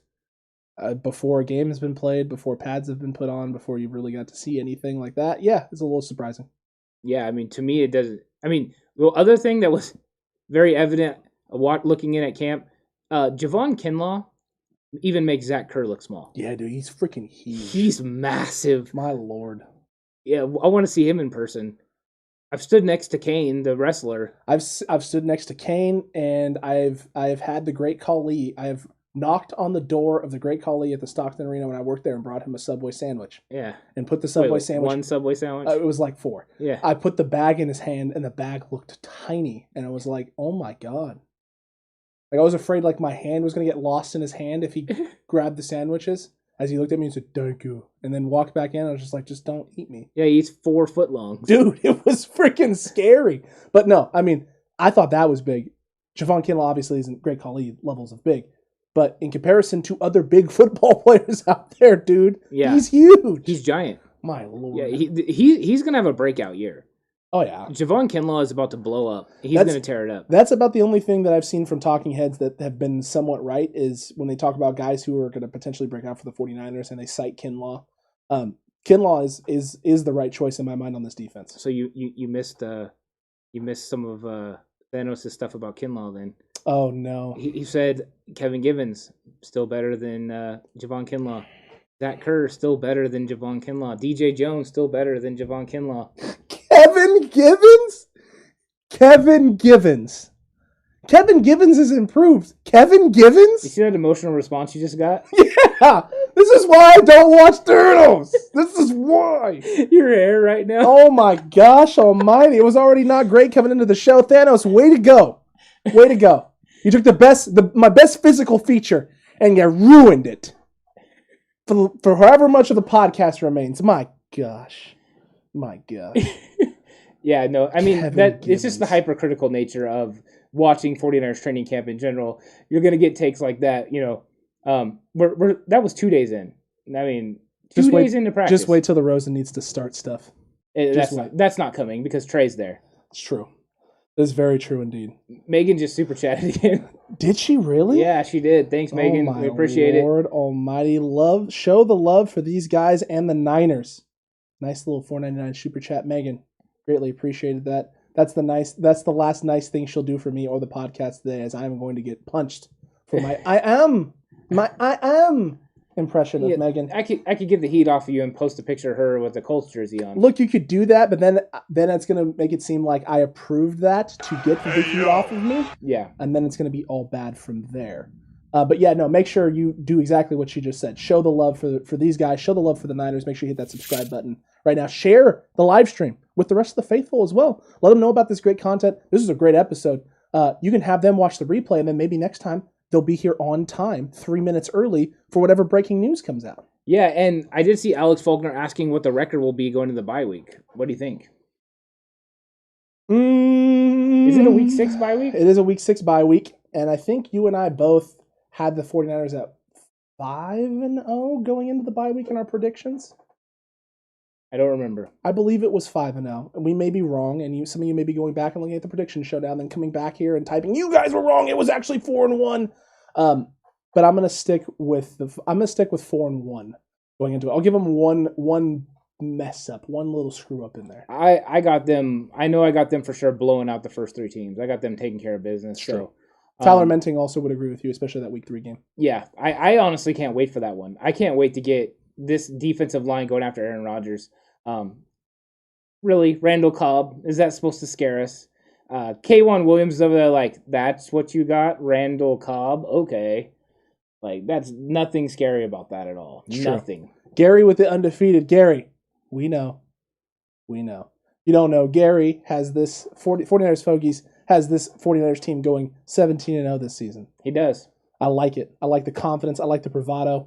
I just like the sheer love of 49ers and the willingness to just put it all out there. Well, and I hope Gary's right. I mean, I think I would hope every 49ers fan wants Gary to be right also. Yeah. The crowd goes wild. It does go wild. I think they're talking baseball. They are. They're talking Giants. Yeah. How dare you, chat? How dare you while this glorious content is going on? Look, it's fine. I'm really excited to see what's coming. I cannot wait. I cannot wait to get to training camp. Megan, what's Jimmy's passing yards going to be? 2019 numbers are in the books. If Jimmy stays healthy all season long with all the weapons staying healthy, 4,000 yards, low 4,000s, 42, 40, probably 43 at the max, I think is a good number for him. If he plays all 17 games, he will throw for over 4,200 yards this year. I like it. I don't even think that's an issue. I also think he'll throw for over 30 touchdowns. 17-game season means increased stats. That would be a similar trajectory from what 2019 was. Just over a game and touchdown and a half a game. Yeah. That sounds about right. Yeah. Would Harbaugh still be our coach if not for Balky? Yes, maybe. Possibly. It depends on if the relationship with York was as bad as it was because of Balky, or if it was as bad as it was regardless of Balky. I think it was probably more because of Balky. So then yes, but I think there was the tension there because Balky caused tension with him and Harbaugh were at odds. So York was chose to choose sides, and he chose the wrong side. But Balky never built that roster to be successful with Harbaugh. That successful Harbaugh took over that roster that was already built and did well with it. After that, Balky kind of let it fall apart. Sure. Scott McCloughan built most of that roster, not Trent Baalke. Scott McCloughan built it until 2010. So McCloughan should get a lot of the props for that team and not so much Baalke. But Baalke does.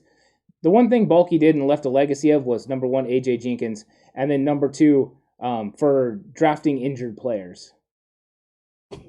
Yeah. I mean, that's what drafting he did. Injured players and taking guys who were first-round talents and taking them like literally a round later than when they were projected to go, thinking that was good value, when in all honesty, it was good value, but great value would have been waiting 2 more rounds and taking him then when they probably would have won anyway. True story. It's not inaccurate. Yeah, I actually went to Harbaugh's last game there, and you could feel the energy. I'm glad they won.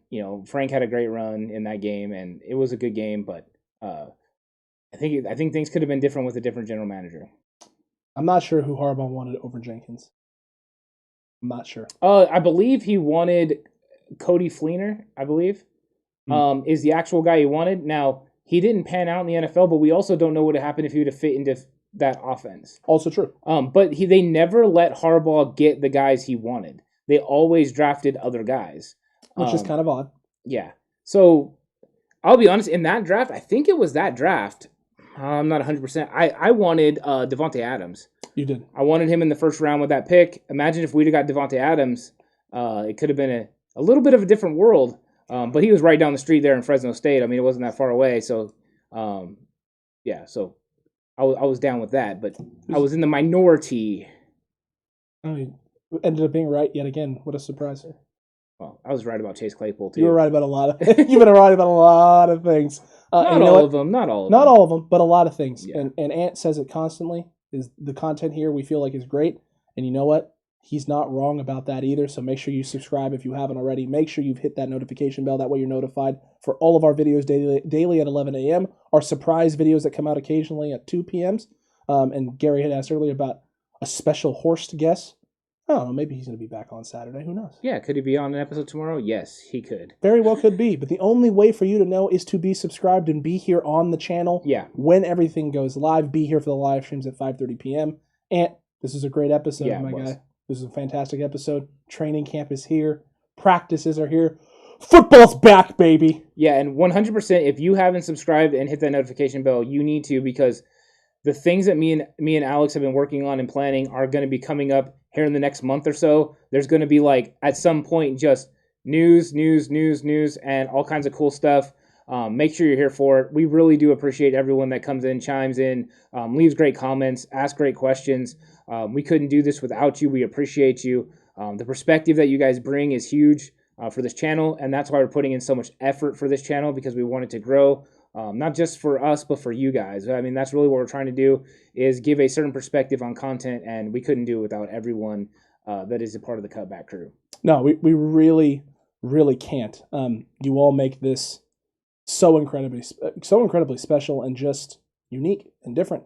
And we really can't do this without any of you. We appreciate all the support. We appreciate everything that you guys have done for this channel and all the support you've given all of us, whether it's merch, getting the merch, whether it's the super chats, whether it's just subscribing, liking the video, commenting while you're here. And in the future, we know you guys are going to jump on and be really excited about all of the channel memberships and other things we got coming out eventually that we'll get to.